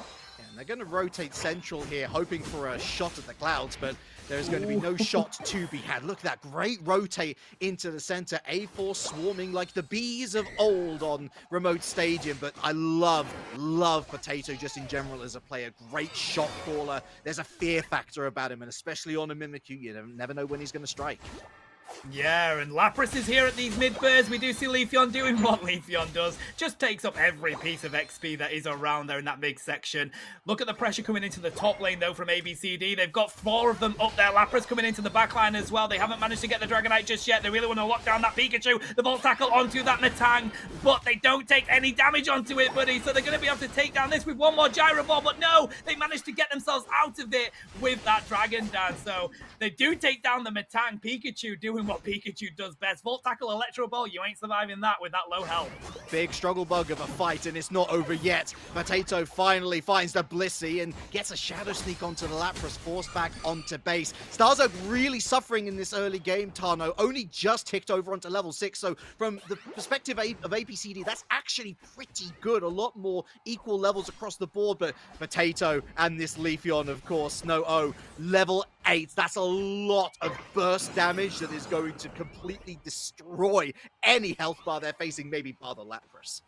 Yeah, it's scary having an Emerald 2-step so early in this game for this objective. It's good for just jumping onto the enemy and getting those secures in. They are very close, and they do pick up the Pikachu with exactly that. And we're going to see Mimikyu diving onto the Blissey, no healing. Who's going to lock in the objective? It does go to the side of ABCD. The Serena managing to take that Lecky, but Mimikyu is here to clean up anyway. They do dive on in. They get a triple. It's just the Lapras using the Lecky as a defense, but they're going to try and get back to this pad. They're not going to be able to do so before it goes down. And yet again, A4 are going to clean up anyone that is ABCD up in this top. I feel like we need to call a lawyer because the cost was too high. ABCD might have found the Regieleki, but they gave over 4 KOs and they also lost their T1 zone. 167 to 29. It ain't stopping Potato Uwu. Level 10 for both him and Snow O before we hit 6 minutes, and we're getting scores down on this bottom path as well at last for ABCD. But that level situation now looking rather untenable. Metagross enters the fray. They've got the compute and crush. We have a bottom Reggie. This is going to be where the next team fight ensues. We do, of course, have that Dragonite as well, so we've got that Unite move. There's the Queen Majesty, and it stuffs them back to the Pokemon Center. Leafeon tries to do the same to Serena, but they do make it on out. So Emerald 2-step has been used. They won't have it for this fight. Dragonite dives straight onto that Reggie Rock, and they're doing the rip. That is what that Mon is there to do, if they can get the secure. But they do have the Metagross coming on in. They've got that Gyro Ball. Look at the zoning coming out from that circular Lapras. They do lock in that Reggie Rock. Now they need to take the KOs. They do take down the Metagross, so ABCD coming out on top of that one. But Gekakam is prepared for the pressure onto this goal. 17 points in from that Lapras. The Pikachu lets loose with the Thunderstorm. 2 KO for Serena. ABCD are coming out on top of this one right now, Relic. Serena hasn't gone down. They've got the Stomp. They are getting the pressure put onto them, though, by that Hooper. They're still up on the field. They've not been taken out just yet. They're cleaning up in return. Metagross puts on the stadium. But ABCD clean up Metagross, and they break that pad. Look at this game now. It has changed yet again. ABCD bringing themselves back into this one, Relic. I looked at them walking into that trap thinking, uh-oh, this is an issue. But the sustain, honestly, the amount of healing this Blissey was doing, ridiculous. But we've also got to give great credit over to this Serena. I feel like that was really the star of the show. Jose picking up a bunch of shielding. Not really optimal retreats from A4 via this Hooper, and so the reinforcements trickling back through, offering ABCD options to pick them off one at a time, and all of a sudden we find ourselves with a much more equal game. Sure, scores go down here on the bottom path, but ABCD's got real estate over Regieleki. They do drop the Rings Unbound though. They're trying to pull up everybody from A4. They want to push onto this, but the Leki's already gone. Are ABCD going to push, or are they going to retreat? I feel like retreat might be the right decision. Just go back, grab the farm that has spawned, because you don't want to take this team fight here. As we've mentioned already, Relic, if you give away too much XP in KOs, that's going to clean it up. But Pikachu says goodbye to Mimikyu, Thunderstorm, and in return, Emerald 2-step though. That's going to be too much for ABCD. The Lapras, they've got that passive. They do keep that damage, but they are going to fall. They have at least zoned out the rest of the team, though. A4 pushing onto them means that ABCD can get out with the rest of their Mons. So underrated, but I love what Chris Brooks does there as well. They drag whoever is willing to chase them as far away from where ABCD is rotating as possible. Not only that, but because the Regieleki was allowed to hit that goal zone, now we have a 2 scoring a 350, and again, the scores are close, but A4 still with that level lead, although it's a lot smaller Tano than previous. Dragonite Batu's really started to grow. Level 13, and that Hyper Beam is so destructive once we get up to those heights. It is, and Serena's just hit that level 13 mark as well. Really getting those levels in. ABCD are putting the fight to A4. We do have this Regice, of course, but they've got the entirety of A4 here. Who locks it in? It is the slow bro. Lapras is going to have to retreat now. I feel like ABCD need to back themselves away from this, but Mimikyu doesn't want to let them. They do drop down onto that play rough, and I feel like the Dragonite is getting a bit risky there, but Patu decides to retreat. Great decision from ABCD. You don't want to be giving away KOs this close to that Rayquaza. Yeah, but it comes after the back of a poor decision. Felt like a little bit of indecisiveness. ABCD 2v5 up against the Regice. You either focus on your wild Pokemon or you focus on the objective, and you understand that A4 will have a buff going into Rayquaza. Thankfully, they didn't pay for it. No KOs going over to the sides of the purple team, but it is the purple team that certainly is in the ascendancy as we enter the final 2 minutes.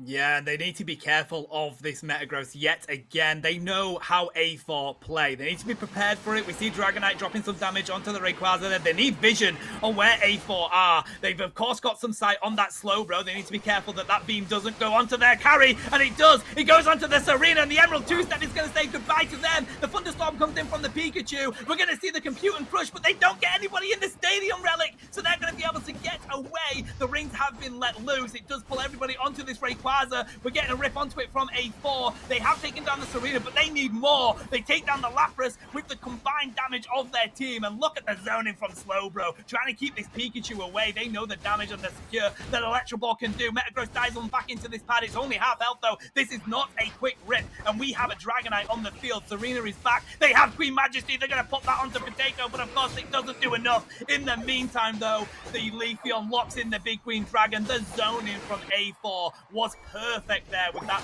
slow rip coming on in. And it's going to be A4 that can take this first game. It is very close though, but they do decide to throw in the white towel. ABCD very close to taking that one, but unfortunately didn't have the Rayquaza battle that they wanted. A4 flashing their money there at the end because they could turn on a dime, Tano. Adore the initial engagement. I've already washed praise over Gecko Kami, but what a snipe with the slow beam. Immediately removes Jose's threat from that fight. They turn and they start to rip, therefore forcing ABCD onto the offensive. And then A4 turn and they say, okay, we're just going to zone you. And they do so really effectively. Keep in mind that this is off the back of a fight where health bars were already sketchy at best. Just so well managed by A4. Excellent shot calling. Well-deserved win. What a way for ABCD to take it to A4 though, right? Of course, they are what we would consider to be the top seed in this fight night right now. And ABCD really took it to them. Look at the names over on that field, buddy. But I feel like throughout the entirety of that game, it was pretty even. It definitely just came down to who had that better Rayquaza fight. And I don't think there's a better team than A4 currently in this fight night at that Rayquaza battle. What an engage from them. But yeah, shout out to ABCD. They really brought it in that game. Brace yourself, chat, for the deep cut reference. It was a bit of a bizarre adventure. It felt like a bit of swings and roundabouts out there because Tano, the early game was all A4. They were absolutely decimating them. And then out of nowhere, we see ABCD with a really successful, first of all, Reggie steal on bottom path. They get a KO, and then they walk into a 4-person trap on pad, and they walk out the winners with a zone crush as well. And out of all that, they start to gain a little bit more momentum and they start to gain a little bit more confidence. And then also, then A4 just say no.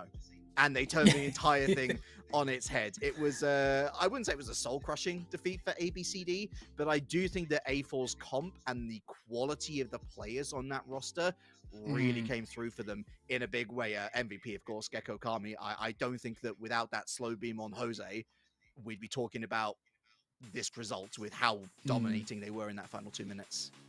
I agree, buddy, and I feel like this is it. A4 have used this comp now in both sets, and I feel like, you know, you're going to need to do something to try and break it up. I feel like the Metagross, I'm with you 100% of the way, really. It works. It is such a good mon. Do you ban Well, this is it. Can you justify a ban on that mon? Do you have a player that can take it, right? If you can't ban it, can you take it away? I do genuinely feel like there's just nothing that can 1v1 it that it's coming up against right now, and you're pairing it with that Mimikyu and you're pairing it with a Speedster. That whole comp that A4 are taking is just becoming too much for teams. The late game works too well for them, so I really want to see them try and break that up. You've got to try and force A4 onto a different kind of comp or a different kind of mon selection, really, with it. You know, I want to talk about a particular move as well that I don't think we've actually covered up until this point, because generally speaking, Metagross in Championship Series we're talking about here, the play is Magnet Rise Gyro Ball. But what we're seeing here is actually the comp that, and listen, I don't want to brag or anything, I've kind of been going with it since it started release. It's Zen Headbutt. And what I really like about Zen Headbutt is it is once you hit your opponent, you are going to your opponent and you are going to do damage to your opponent, and there is no way that you can get out of it. And that, to me, makes it even more difficult to deal with because it's going to be up close in your face. And if you try to go for a ranged option like a Venusaur or an Inteleon, guess what? You're going to face exactly the same problem as if you were in the mix with a Garchomp or the upcoming Tinkaton. You are going to have to deal with this Metagross one way or the other. So how do you deal with it? Debuffs, perhaps. Maybe a more tanky comp. Maybe something along the lines of Tuzzy Esports. Let's go for a Clefable, Blissey, Trevenant core, shall we? And maybe that will be a way through. But our bans are on the board, Tano, for our second game. Still in the purple A4, Miraidon, Umbreon, Darkrai, Hooper. So Psyduck is available for Leognus here.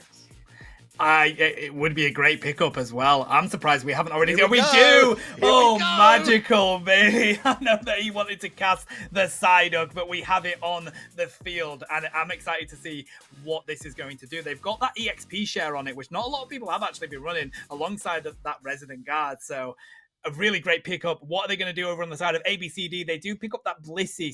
Safeguard has been doing bits right now, Relic, with the recent changes on that patch. So, and they're also going to take that Leafeon, try and throw a little bit of medicine back to A4, right?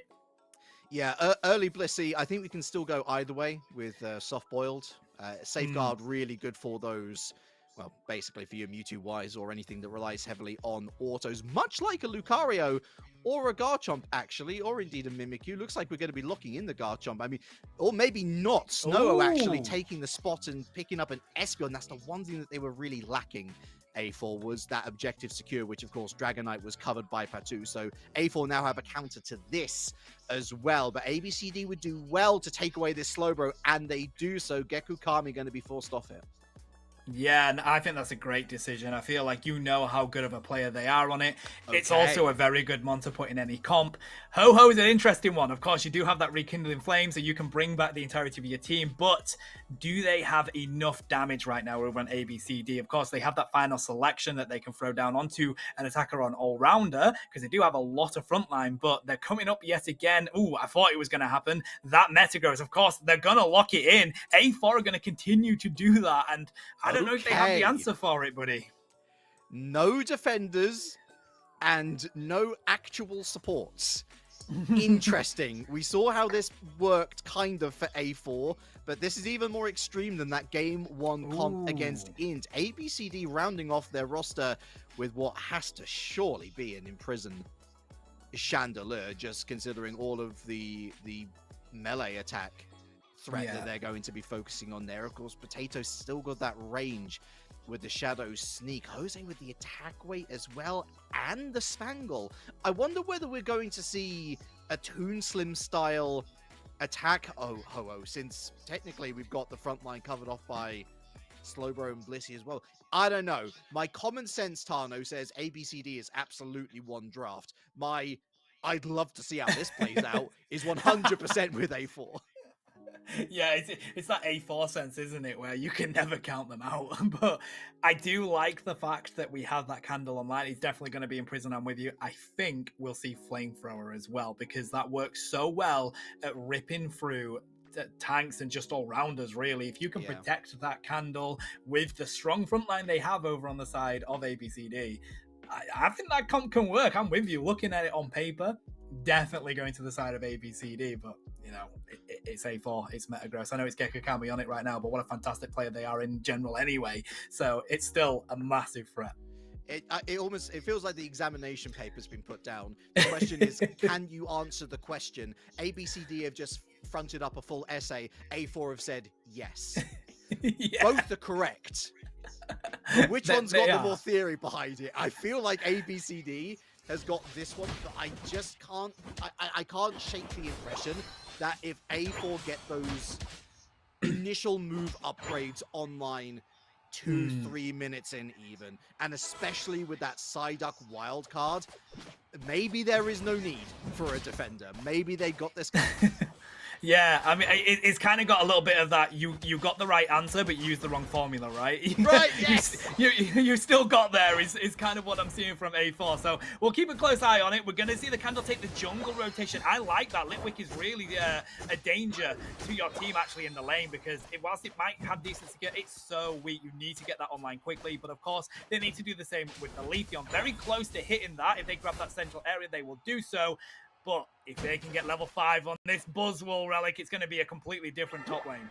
Yeah, A4 are going to be pretty happy, honestly. First minute coming on, and there's no early stacks for that Ho-Oh, which, quite frankly, good for you. That is something that you desperately don't want to get online with its stacks. But we've got this Lampent moving up into the top path. I'm sure Potato has caught eyes on Patu. Well, Potato versus Patu. It's wonderful. But this isn't going to be so wonderful. Straight in with a foul play, and well. My goodness, it's going to be a KO most foul if they can find it though. It's on the Leafeon, not the Lampent, but most of that EXP Tano going over to A4, and that's going to do them just fine. Look at the amount of damage that Lampent dropped, though, but a nice jet button to break those ankles. But yeah, a lot of damage. It's going to be important to keep a close eye on that. But so's Metang. They've got the gyro ball. We're going to see Leafeon coming on in the background. They know who they are, but they cannot pick that KO up. And that is going to be how this game gets decided. We have level 5 on this Buzzwall. They've got their superpower. We have the passive on the Psyduck and that serve. So they can really just stop this Ho-Ho, even advancing in this lane. Still going Safeguard, really interesting pick, as yeah, you got to watch out for Starzer because they are going to melt their health bars. And look at that immediate secure onto the clouds as well. But another team fight erupts. Oh, Buzzwall missing that superpower. They haven't been able to connect on it, and that means that ABCD can continue to push, but you got to watch out. That cooldown is going down, and they're going to be able to use it again in the backline, though. Leafeon cleaning up the Mimikyu. That's what they want to do. This Candle is really weak. They need to back up. They were in the front line on that one, but yet again, Metagross doing what Metagross does. Surf from that side. Can they pick up that Blissey? Look at how much it tanks.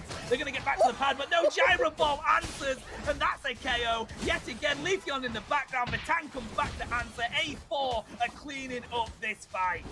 You know, they were slightly fortunate there as well. Snow got a tail whip off, and so a slight defensive debuff means that Gekogami is able to pick up the KO with the Gyro Ball. 2 KO streak though for this Chandelier as well, really starting to operate online. Couple of stacks here for Potato Ulu. I'm not really able to get into the game. Missed a couple of those major Razor Leaf picks, but ABCD are going all in on this Regieleki, just up to the Psyduck. Not gonna have a piece of it.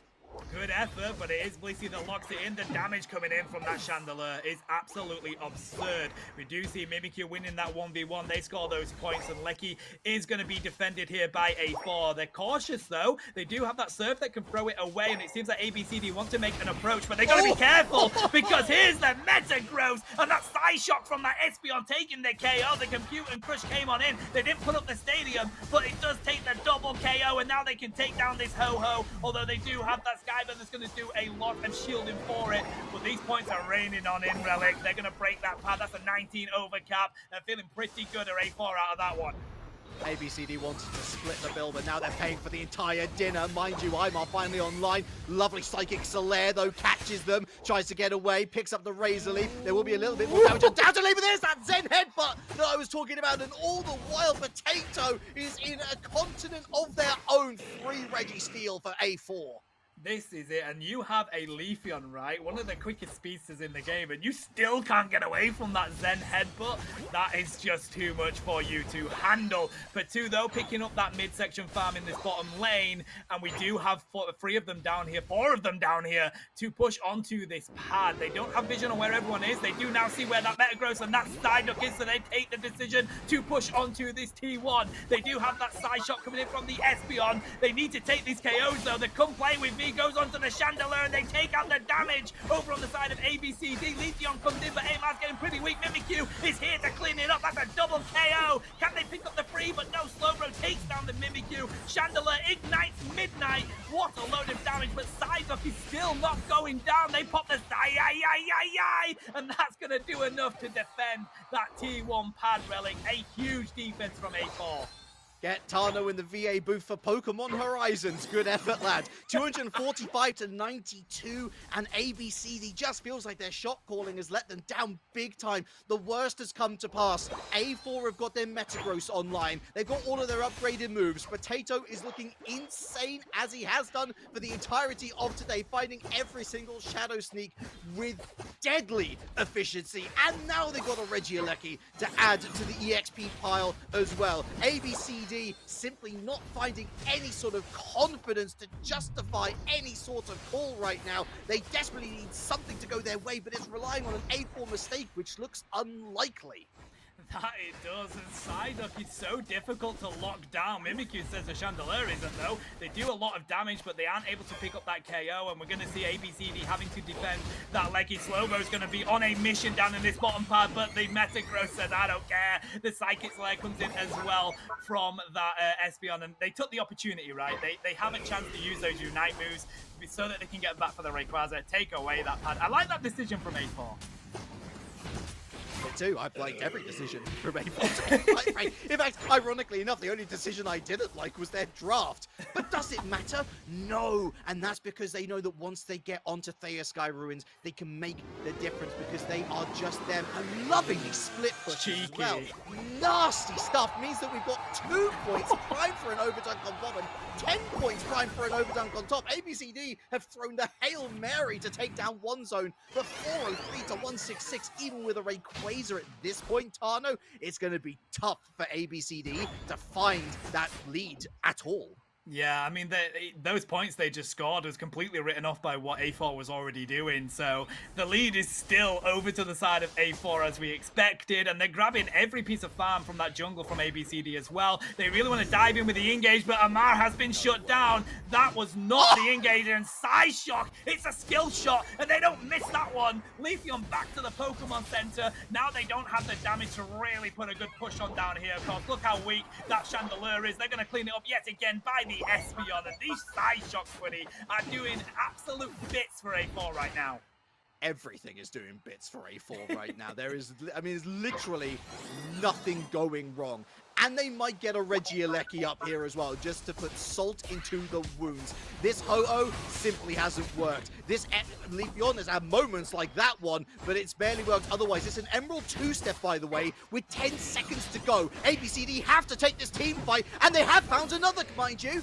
They do take down that Buzzwole. There's a Psychic Slayer from the Espeon to buy some zoning for their team, but they're going to be able to take down the Mimikyu. This is the game. Ignite Midnight doesn't pick up the Espeon, though. The Flamethrower misses, so that's a longer cooldown. And Metagross goes in with a computing crash, but they don't scan 5. They don't put up the stadium, but they're going to continue to push with it. We got the Psy-I dropping that damage as well. They do have the Gyro Ball. Goodbye to them, and I feel like they've got to rip onto this Rayquaza of ABCD. This is the only way that they can win this game right now. But Amar falls!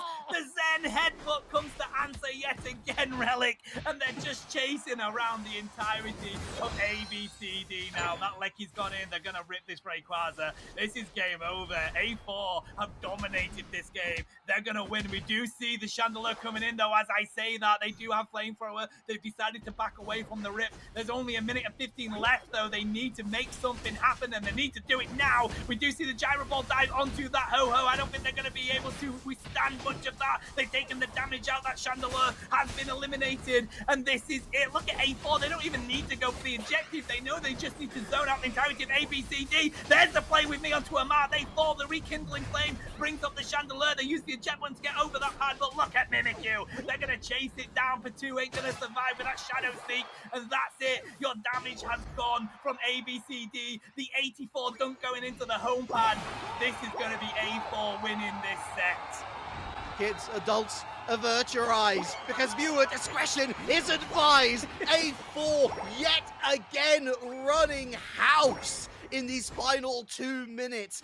ABCD, I respect the play. I respect the idea to try and catch them out before Rayquaza had even landed. But simply put, they didn't have the right. A4 had the levels. There might be a chance to steal a Rayquaza, but you can see it on your screens, folks. The timer has already elapsed. Time has run out for ABCD. It's a 2-game sweep for A4. I mean, too little, too late is 100% the call there, but and I'm going to say, hey, A4, they may have used the wrong formula, but they get the correct answer anyway. A 2-0 against ABCD, but I got to say, they put up a good fight in that first game, did ABCD. That second game, that was A4 all the way. My maths teacher would be very disappointed, I am sure. But look, fair play. A4 knew what they were facing. They identified issues and they punished them big time. It's not even like we saw an egregious amount of KOs. It's not even like we saw an egregious amount of damage. It's where the damage counted. And A4 Their macro was sublime. They picked their fights beautifully. They never oversold themselves to give ABCD the leg up that they were so desperately searching for. ABCD had the better comp, Tano. Make no mistake about it. They had the better comp. But when your Blissey is providing 11k recovery, and when your Ho-Oh is missing a crucial bit of timing on rekindling flame, caught the chandelier in that last fight, was way too early to save Aymar on the Leafeon to try and make a difference. Just a few too many mistakes crept into the machinery, and it all ground to a halt. Yeah, and I just feel like somebody needs to come up with an answer for A4's Metagross Mimikyu combo, because there isn't one right now that we've seen. That is, honestly, until you force A4 off that kind of comp they've got, it's just going to be more of the same. They come to this Rayquaza fight and they demand a response at it, and this is it. Until you can make them do something else, they're just going to continue to win the way that they have. So, what a set though, Relic. 2-0 to A4. We have another game coming on up though, so you don't want to go anywhere. We will head to a break while we get that one set up. So, grab yourself a drink, grab yourself a snack. A4 are going to be up yet again next.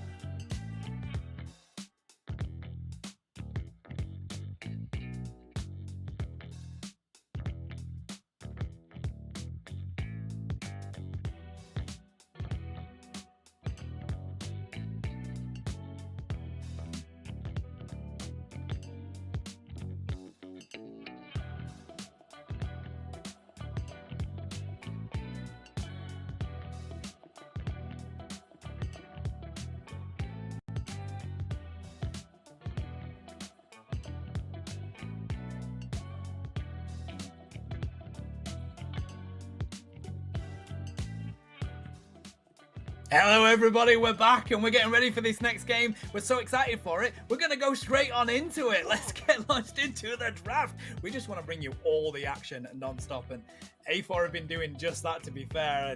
Magical, give us a talk through how you've been finding them so far. Why did they play Psyduck when I wasn't casting? What is this? I knew it was coming. What is this A4? It's like, come on. It would be worse if it was Kramer, sure, but like, give me the duck. Hold up. I mean, they're banning the speedsters, though. They get the Leafeon and the Darkrai straight out of there, do Los Doras. Are we going to get a duck locked in? No, they're going to go for the all-rounder, but either get... Oh, they do! Hey, duck! Let's go. That's what okay, now I forgive you. All is forgiven, A4. You gave me the duck. I mean, you better be saying that Sai in this one, buddy. I'm excited to hear you saying that. But, I mean, Relic, look at what they're doing over on the side of Los Duras. They were going to go for the Mammoth, which we actually haven't seen that much of anymore, despite how well it is. But they take the Mimikyu away from A4. They've been so dominant on that. Hey, that's a good point, game. Mamoswine is a good counter against Metagross, but I do like that they've at least taken away Mimikyu. But Potato is basically the all-rounder version of Toon Slim. Give him an all-rounder, he'll do pretty good. Or just Dodrio, that's fine. I mean, listen, you can tease me with the Aegislash and then break my heart as well. That's fine. I'm not hurt. I'm not. I did think that they were going to go for the Aegislash there. I was getting really excited about it. And I'm with you. It would have been a lot of fun to see. There's a baton. Oh, no. Never mind. Different kind of sword that we have. Twice. Twice. Is it going to be thrice? We'll see when it gets to A4, because I feel like the Zacian and Mamoswine are going to be the lock-ins here. Oh, the Pikachu's still good, but there's that Mamoswine. I like the Mamoswine, because as you were talking about, really good counter towards Metagross, and we've been seeing a lot of that dominating these games, especially that last series. Yeah, we need to see more of that counter picking, right? So I like that Mamoswine. I wouldn't be surprised if we do still see that Zacian in Brutal Hunter's place. Oh, here we go. Okay, it wasn't just me. I thought it was just me for a second. I was like, wanted to make sure everything was fine, but it looks like we just have a little bit of a tech issue. There it is. Okay, it was draft. Oh, okay. And Teleon locked in here, and a Lucario.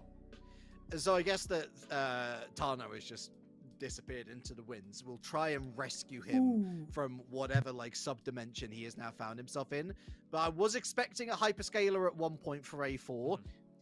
Inteleon's an interesting one because Pikachu and Mimikyu are very hard targets to hit.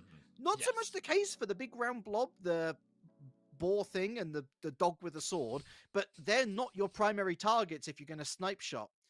The smaller little mice related creatures are. So the bulb thing. I mean, yeah, it's round. It's like, but look, I would, as much as I would say, I would be surprised if they don't go liquidation here. I feel like Snipe Shot is still the better call. I do like the Luca, though. The Luca's been getting back into the meta slowly but surely. I actually really like this comp from A4. It feels like they have a lot of different elements that can work well together. They can start off with those Snipe Shots to kind of whittle down some of the health bars, and then they can send in the Lucario to try to help finish off things with the Dodrio. Dodrio is going to be diving into the back line, making that Pikachu really find these fights difficult to get nearby, because you kind of have to get into the fights as Pikachu, but you want to stay away from a Dodrio especially.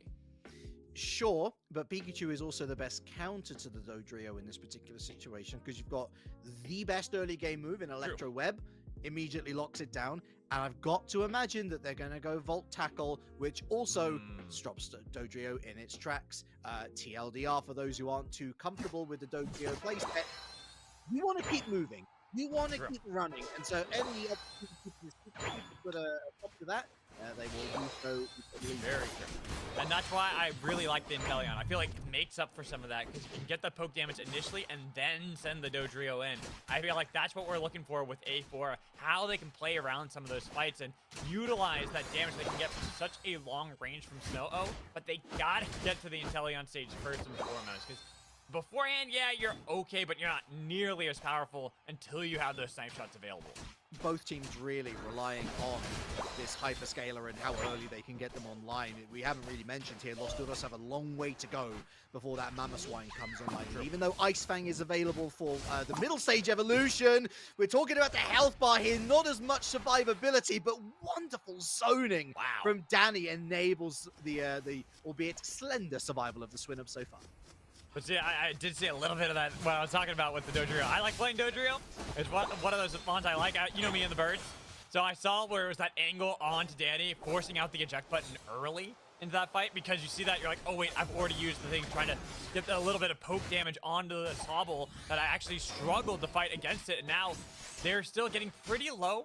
I'm looking at where the Mimikyu is at the moment, because this Mimikyu has just been farming up, trying to get towards that play with me to lock down one of these crucial targets. Yeah, they're cooking, and I imagine their numero one target will be the side of the lovely invade from Snow-O. I say lovely, they do have to get the buff and then also get out, which they do part one. Part two, not so successful. So much.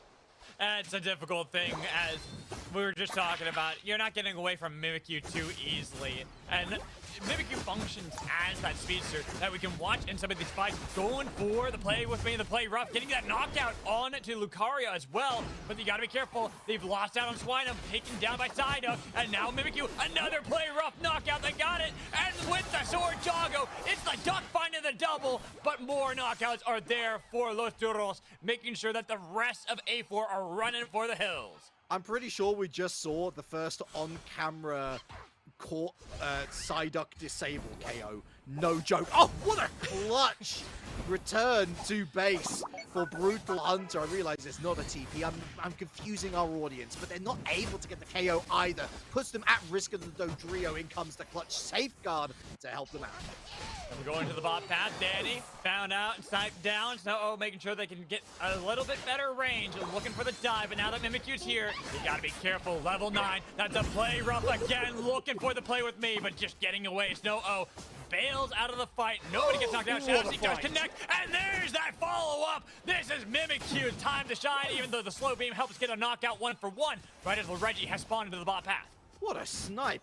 No scores, by the way. So, I wouldn't call it tentative, but so well-mannered both of these teams have been. Not looking for stacks, just looking for as many win conditions as they can find. And that win condition, at least for the Reggie in the short term, is that Inteleon snipe shot. And now A4 moving on to zone. Looking at Mimikyu, waiting for it, but 5 members here. Doesn't find that angle just yet, even though Play With Me is up and available. Could go for the Unite. It's still 3v4, 3v5, mind you. This is difficult, and they're trying to deny the points being secured. They got low health bars. They've got lockdowns into the backline. That's the Play With Me. No knockout, though. Picked up, but with the follow-up, they are able to get at one back onto Slowbro. 4v3 now. Los Duros stop the bot path from being taken. They even were able to get the Regieleki in the top path. Yeah, I want to say that they were charging up the Sovereign Sword here, Brutal Hunter, and they just weren't able to use it. Bad timing. And finally, our first scores are down. 50 total for Los Duros, who are going to be delighted, I think, with the early game so far. They've really shackled A4 down to a couple of hits here and there, but they've actually done so well at backing up onto base and ensuring that that's where the momentum stops. A4 still playing with fire in this top path. A lot of points and a lot of Aos energy that they are holding on to, as you were talking about. It's only 50 points between the two teams at 5 minutes in. On a dive potentially into the top path, taking out the Blissey, and here's the Thunderstorm getting a little bit of damage. But the Mammoth wide, going for the Mammoth bash to the back line. They've got the knockout onto the Sword Doggo, but the Mammoth had nothing to do because the team were making sure that nobody could get into the back line. Looking for the snipe shot, finding Pikachu. Then the Mammoth's gonna go extinct there. Lucario punching him out of this one. Blissey has returned into the battle into the top path, but now that they have the re-engage onto Slowbro, trying to go for the Cirque. Mimikyu's playing with me, helping to get the knockout on Inteleon. Maybe even followed up. Potato having to bail. It's Los Turros fighting back. It's a triple knockout for the Blissey. Then the Psyduck almost gone. Barely was able to have enough health, and now with Potato getting a lot of damage on a Mimikyu, the fight ain't over. They're all looking for this one. Play rough, still can't get Psyduck, and Potato looking for Mimikyu is cut away from the team. They're passing back. 12 seconds left until Regieleki. Play With Me getting a little bit of damage, but there's finally the knockout picked up onto Mimikyu. And breathe. What a weird day it is to be Brutal Hunter. Gets the Sovereign Sword back, completely whiffs as one of their opponents scores, and the other one's the Psyduck going invulnerable from the passive. But it doesn't matter because the rest of the team absolutely cracked. What a brilliant counter-offensive, but they're not able to get as much value out of it as they would have liked. It's allowed A4 to now set up for this Regieleki, which they're going to take, but they've had to take it, even though there's still 80 points on zone to defend with. And it was a trade of the Regieleki for the life of the Psyduck, sent back to the Pokemon Center and back into the base. A knockout onto Dodrio. They are not respecting this Mimikyu. The damage it provides, the lockdown, the control it is given to the Los Duros into the top path as they now crash down the Thunderstorm. They've locked down Mimikyu though. That's going to be first one for Snow-O. Battling back. There goes Blissey. It's going to be a double given over to Snow-O. Maybe a snipe shot onto Pikachu as well, but it was able to get away enough distance. They're following it up, trying to dive underneath the pad. They're pushing them back, looking for some more points as it is going to be the slice and dice, finding one knockout on the Slowbro, then looking to see if he can take out the Psyduck as well. No Sai, they don't have that available anymore as it is an eject button away. The follow-up though, the Sword Doggo doing a lot. Snow-O taken down, almost eliminated, but still survives as we have another brutal fight in the top path. A4 coming up 1 cent short yet again. They simply can't find any sort of Aos energy dunk to save their lives right now. It's 45 seconds away from Rayquaza. The good news for them is at least Los Duros is still within 50 points or so. That's a very manageable margin, and especially if they pick up Reggie Steele here, what a buff to take into that crucial final 2 minutes. Relic, not a single one of these outer pads has been destroyed for either team here. As we are getting to Rayquaza, this is an intense game between the two sides. Lots of points available. Look at all the Aeos energy laying around the Sky Ruins. And breathe. Now's the moment where you set up. We see Zacian there, top path, maybe looking for a dunk, going to be joining the Mimikyu. Vision essential in this moment. Dodrio bottom path will be a little late to the party. Will Brutal Hunter go for it? Will Starzer go for it? Got that Sacred Sword down, but no one willing to pull the trigger. Waiting it out, getting control over the pit. It is the engage, the hello. lockdown, throwing back in, and an eject button away from Gekukami. But there's the fight between the all-rounders on the other side. But with the level advantage, it could be Lucario. But you got to be careful. That Sword Doggo does a lot, and they already lost on the Dodrio. But with the 1v1, the eject button away, not getting any of the punches to land. Lucario has to be careful. That shield from Brutal Hunter, hunting this one down, but not finding the knockout. Starzerg was able to get back, and now Rayquaza has been started up, but neither team actually committing. Mimikyu instead looking for the knockout, looking at the side, but that snipe damage gets the knockout back for A4. They've used the slow beam pretty effectively, but that's a big ice beam. And again, they get out there. No, they don't. Finally, they find the KO onto the Slowbro, but it's still eye for an eye. This Mimikyu coming back into the fray with Unite move in tow magical. Enough time has been burned off the clock for Los Duros to feel, okay, now we know we're in a good place. Now we don't have to send the kitchen sink, but A4 do, and they've got the level advantage to boot. And we only have 50 seconds remaining on the clock. You gotta go for the play now, A4.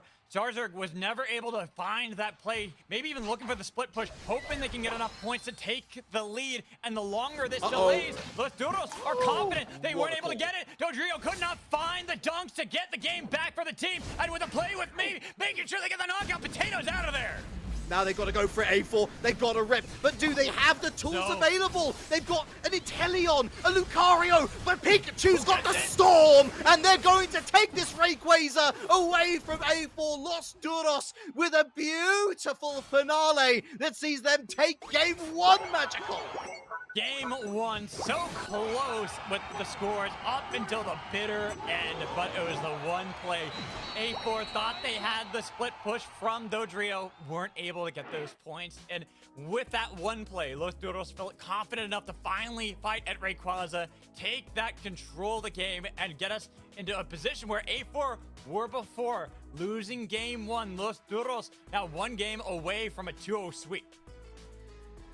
Oh my goodness, that's one of the most exciting / tense games I think I've casted in a hot second. We even had a literal dogfight on the ground. You can't ask for much more. Fair play. If I had a cap, I would tip it to Los Duros. I am genuinely baffled at how well they were able to defend their goal zones. And off the back of that, were able to find the win because of burning enough time off the clock when it came down to Rayquaza, forcing A4 to look for the back cap, having the game sense to have Oscar back on base, ready to defend when Potato thought the coast was clear. Giga Brain, super encouraging going into Game 2, but A4 back to the drawing board. Where's the Metagross, lads? The Metagross, but also. This is the second time they've Brio today, and the second time they've lost today. It's both times with Dodrio. Unfortunately, as much as I like the birds, maybe not so much in this game. It's just not able to find these plays, especially as you're talking about up against things that are able to create that zone control, like the distance that makes it really difficult for Dodrio to find those angles. I was talking about how they could play around the snipe shot first, getting the chip damage initially. It just felt like A4 never had that setup. They never had the control over the map to do that. You know, Los Duros, as much as I talk and praise their macro, we've also got to talk about the micro as well, because they're going up against the Disable Psyduck, which we saw that double KO streak in the middle. That's not really where Disable is meant to really have an effect. It's meant to be in those team fights where you're just trying to delay those moves an extra second or so that you are able to force them off pad at the very least, might lead into a couple of KOs, not having that full utility of skills available for use.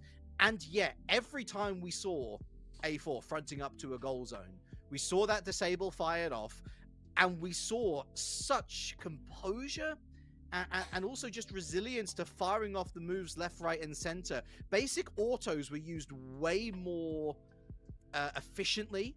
The skills were used properly, and it meant that the time that Los Duros was spending just rotating A4 off their zone, they were able to send someone else to go and get wild Pokemon. They were sending someone else to go and set up in top path. They were sending someone else to go and get vision. I am so thoroughly impressed, but it's one thing magical to do it in one game. Let's see if they've got the consistency to bring it home in game number 2. Especially with how tense that game was, as you called out. It was so close. What was it, 3 minutes and some change before we even saw any points scored by either team? Yeah. It was less than 100 up until Rayquaza. Like, that is nuts to have a game that tense and that close all the way up until the last seconds. I think it says a lot that Los Duros again prioritizing Darkrai as the first ban and not the Psyduck. I think that very prophetic of you. It's how you deal with the Psyduck, not if Psyduck is particularly overpowered. Nevertheless, A4 will start off their draft with picking up the Golden Boy himself. Los Duros on the other side, a lot of flexibility. Don't have that Blissey, of course. No big damage dealers in the form of Miraidon or Leafeon. Dive options, but I do like that they're switching it up already to the Umbreon. Can go any sort of way, but they've also got the Hooper here. And so they've got rotational options as well. Further leans into what we saw from them once we actually got underway in game 1. I really like this from Los Duros. I think that one, Umbreon is one of the strongest defenders. We've been talking about that a lot, but the Hoopa, where possible map plays to really go elsewhere to make sure that when we look at Potato on this Mimikyu now, that's something that also likes to play like a lot of map control, move around the map quickly. Ooh, Zeraora for Oscatera Tar. That's a really fun one to watch from Los Duros. A Mew. But this looks like an attack style Mew, not a support Mew. I will say that's the one raised eyebrow that I'm going to give this, is Los Duros has a chance to lock in Mimikyu again. Worked pretty well for them. And now they've given it away. They've given Potato all the tools necessary to pop off, much like we saw before. And Starzerg is not going to be on the Metagross. Yes, they are. Yeah, never mind. They are going to swing back after a brief thought of the Garchomp. Gecko Kame, though. No Slowbro. Greedent. Brutal Hunter with the Machamp, of course, with that refreshed Unite move. We've seen Machamp have these just like huge pop-off moments at various points in the championship series, mainly through Machisel. What's the thinking behind this, though? I'm looking at it as possibly something that is really good at just locking down targets, especially if you use your Unite move and you land it onto 2-3 members. You're locking them down for a decent amount of time, or even just go for submission to say you're charging into the fight. It's hard to stop you, and you can lock down someone who's running away. Like, you look at what A4 have, and that is a lot of low range. They're kind of playing into this more brutal side of Los Duros, who are all willing to skirmish and willing to fight consistently.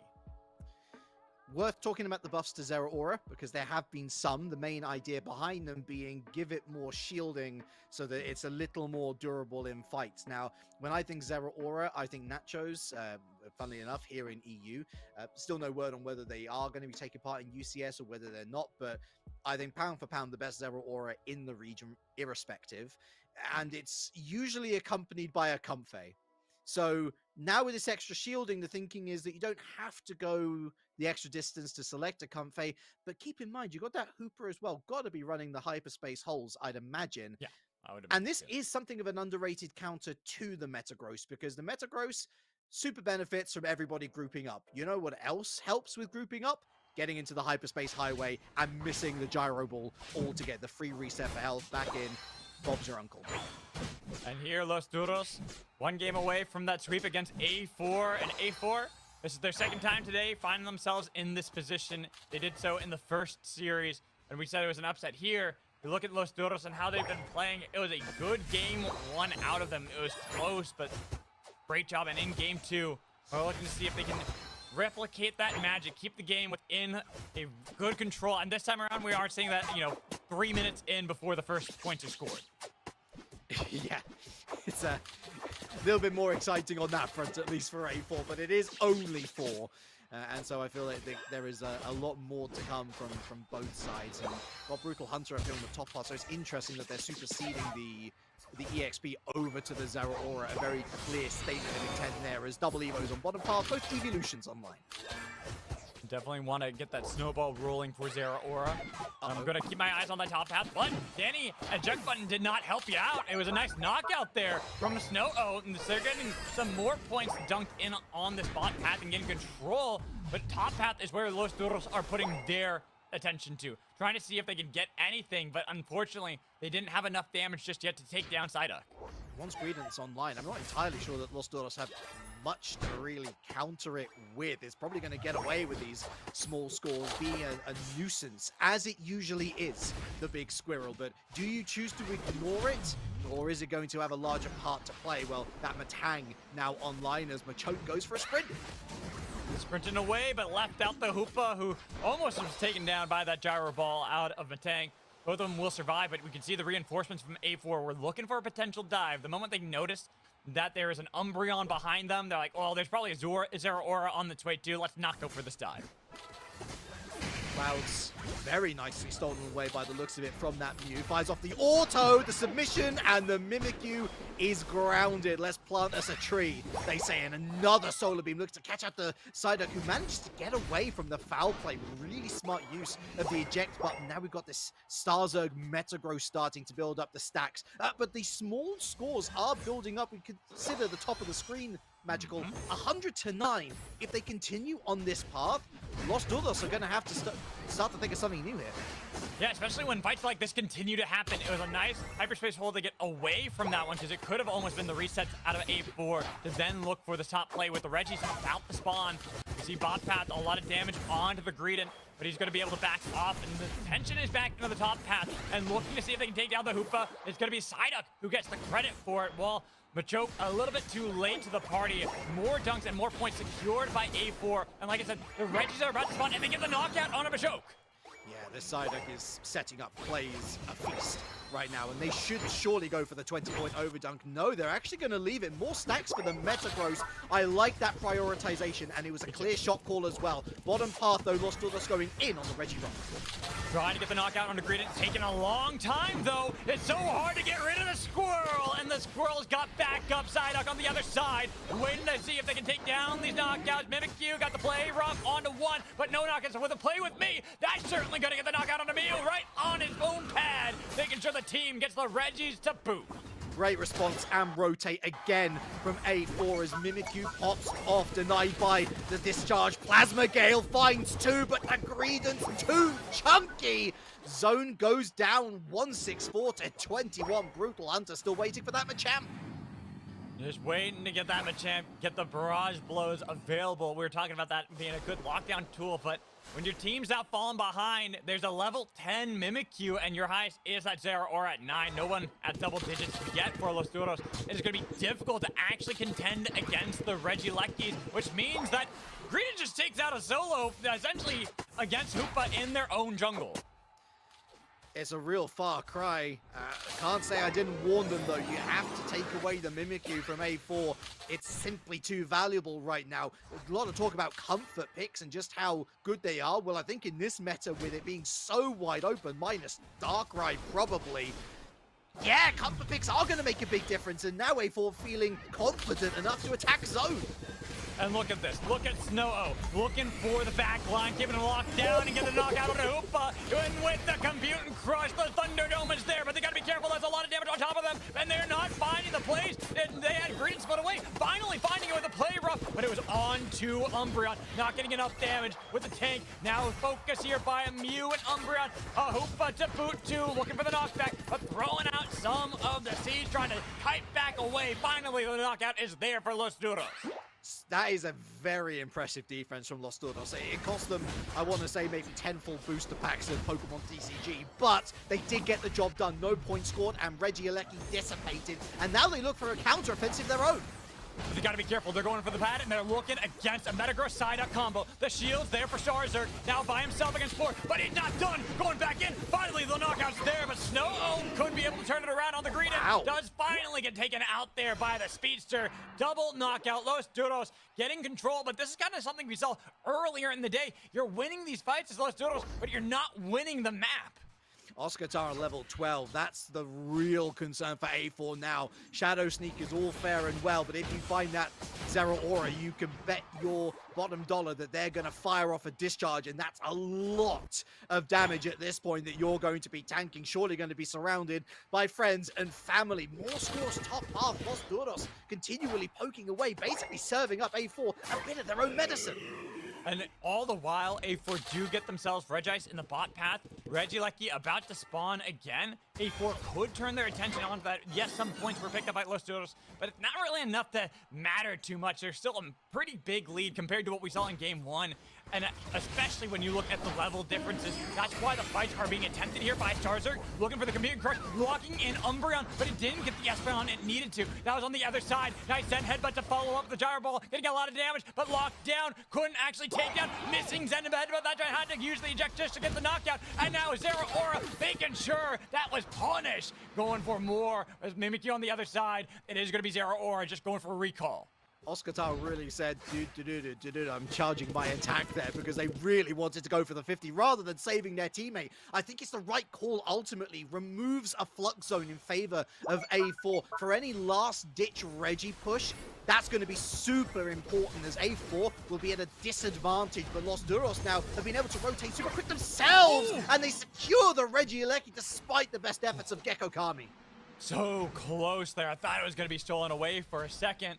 But Los Duros have that pushing back for themselves. We'll give them a little bit of time, but 30 seconds until Rayquaza is going to spawn. That is where they have to have the full fight, because they are still down 19 points. It's not a lot. It's not a lot. And most of the yellow dots on that map top left, folks, in favor of Los Duros. So they'll go after the wild Pokemon. They're going to capture them, fill up that EXP pool. The front line's still a little fragile for my liking. Level 11s for the Hooper and the Umbreon, missing that Midnight Prance. Zero Aura only just getting their Plasma Gale on time. But Zero Aura, the linchpin of this Los Duros side, to go 2-0 sweep. It's the level 14 that is going to have to make the difference. And we are looking at Oscar and how they can find this flank. Even Brutal Hunter finally being a part of these fights. This Machamp has never been a part of any of these fights so far, been solely in the split push game. And if Los Duros as a full squad can find this backline, deny Star Zerg that huge play on the Metagross, especially as you're a level 13 on that one, this could be their fight to win. You'll win one game, it could be considered a fluke. Twice, it is a massive upset. Barrage of blows, not finding the knockouts they need to. Mimikyu is into the back line, but there's going to be Brutal Hunter, the first one taken out. They do trade it back 1-for-1 at the moment with a lot of damage. Psyduck could be the next one. Doing nothing, because it's for A4. They're the ones bailing out of this one. Zorzerg will barely get back, but Los Duros will be able to get the 50 points. They're going to take the lead here with 1:10 left. And they're going to know that very soon, A4, in about 5 seconds or so, but the fight's not over yet, and Psyduck gets away with criminal activity. Greedon now goes in with a Bullet Seed, a miss from the Psyshock, and looks to punish it. No, the Psychic Solaire thrown out. Oscar back with the Volt Switch, but there's the Greedon to punish. And they got the Metagross here as well, trying to fight back. The portal taken away. No, it's actually going to be stopped. They got the knockout on him, Machamp. Now you can go back for the Rayquaza with 2 alive. You have to go for the YOLO steal. They've got the hoops unbound, looking to see if they can steal away the Rayquaza. Umbreon's on the pit. Umbreon! And Jay Blevin stealing it away. Los Duros say no way, Jose. A4, you're not taking this game. We get the 2-0 sweep. The dunks are there. The game to be taken in a 2-0 unexpected sweep by Los Duros. Play with me to lock down the hero of the team, the man, the myth, the legend, who makes sure they take this game 2 and take the 2-0 sweep. No way, Jay. No way, Jay living up to the name. Hero play of the evening, sniping the Rayquaza with a foul play on the return, and A4 are in the mud. Magical. They had every single win condition lining up for them. The Umbreon didn't even take the Hooper Unbound. That's the craziest thing. There was no chance that Danny was going to get in there either. Unreal performance and deserving of the MVP just for that alone. That play literally saves this series for Los Duros, denies the third game potential. Absolutely wonderful to see out of this team. And you have to even look at how it started off in the first place that got them there. It was J Balvin who got them there first, because they got the dunk, the 50 points, and that top pad that then made it so that A4 felt they were forced to look for the play against on Rayquaza, because 3 were knocked out off of the side of Los Duros. And do you know what the wildest thing is? Brutal Hunter was carried through that game. Oh, Listen, 100%. I love the dude. I'm glad that he got some KOs in eventually, as was the case on the Zacian in game number 1. 37k, not even on a Machamp? Yeah. That's I mean, wild. Brutal Hunter was never a part of any of those fights. Keep that in mind. They were constantly in the side lane, making sure that a lot of these points weren't secured by A4. A lot of the Regielekis didn't do anything because they had that Machamp constantly eating up the pressure and saying, it's fine, we'll get rid of this, and then we can fight back later. Well, look, we're going to bring Tano back in. I imagine that the vibes are immaculate, but the shock is real. That was a crazy finale. Yeah, and I'm here. I am a representation of how J Balvin feels after that game, buddy. How cool do they feel after locking in that Rayquaza and winning the game for their team? They defeat A4 2-0. Nobody thought that was going to happen coming into this, but Los Duros, wow, I'm kind of speechless. That was a fantastic set from them. I mean, yeah, it just, like game 1 was very close, could have gone either way. Game 2 felt like A4 had it. They had everything until the very end, and just that's how Pokemon Unite can be. You don't get full control over the Rayquaza. By the time you go for it, it could just be that one tick of damage, enough to steal it away and deny you the win. It's nuts, isn't it? I tell you what, to answer your question, Tano, Los Duros thought that they could win 2-0.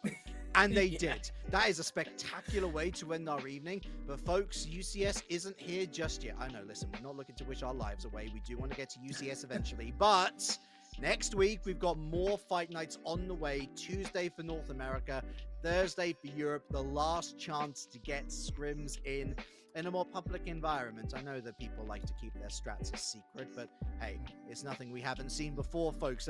But listen, we've seen 3 really awesome series here, all including A4. Magical, where are we feeling this squad lines up now, if it is indeed to stick together going into UCS Season 4? I think A4 is still a strong team. Like, you look at a lot of these games, I feel like even in their losses, they were constantly battling back. Like, you can make an argument that very first game of the day was a bit of not a skill gap, but just a comp gap, because they drafted themselves into double defenders as double speedsters. A little bit wonky on that one. But you look at this last series and how close it was from both teams. I feel like it might also speak to the upcoming talent that you have in general in Pokemon Unite. People are now getting more used to how to play in competitive, how to play as a team, and playing a little bit more passively in these early stages. Yes, we look back towards when we had Worlds, there was a lot of the early play that was really innovated by Fennel and how they played then. But I feel like as teams are kind of getting more used to a change in metas, we might see more of the mid-game, late-game focus again. Well, Tano, one of the players looking to make a breakthrough for this season will be Leognis. Not that they weren't looking to try and do it last season, but much like Potato with Season 2 to Season 3, this could be his year for the young Italian. Playing that side duck, 2 questions for you. Where do we think it is, genuinely? And also, how do we feel about Darkrai? Still on the ban table a lot, but we can see it a couple of times post-nerf. Yeah, I feel like Psyduck, it depends how you want to use it. It's very similar to Mew in the sense that you can take damage, you can take support. I really liked how A4 used it in more of the support role coming into that tonight. I know it is a support, but you know, it's like Mr. Mime. You can take a DPS Mr. Mime. You know, we've seen Niat taking jungle Mime before, so you know, it wouldn't surprise me if people start to take that approach with Psyduck, but it is very much that. You can use it in 2 separate ways, and A4 utilized it in a way that I haven't seen that much of recently, and I think it's probably at that level where if you do take it that way, it's fantastic support, great CC, probably at that sort of A level, great for your team. But it isn't doing ridiculous stuff. Although I will say that the passive is just so good. So I'm really happy with where Side Up is, to be honest. I feel like the damage will get nerfed coming up. We'll keep a close eye on that. Now, Darkrai is I don't really know where to judge it, because we saw it in a game dropping 90k damage, getting 12 KOs, but they didn't win the game. It's not that Mon that can just carry a game anymore, and I like the fact that nerfs have meant that, but I still think it's going to be on that ban table. We've seen it on the ban table a lot tonight. It's the Mon, it's that Zorak comfy threat, isn't it? If you've got something that you can put on that Darkrai or back up that Darkrai with, it becomes broken. So we'll have to keep a very close eye on that as we come into more tournaments and more league play.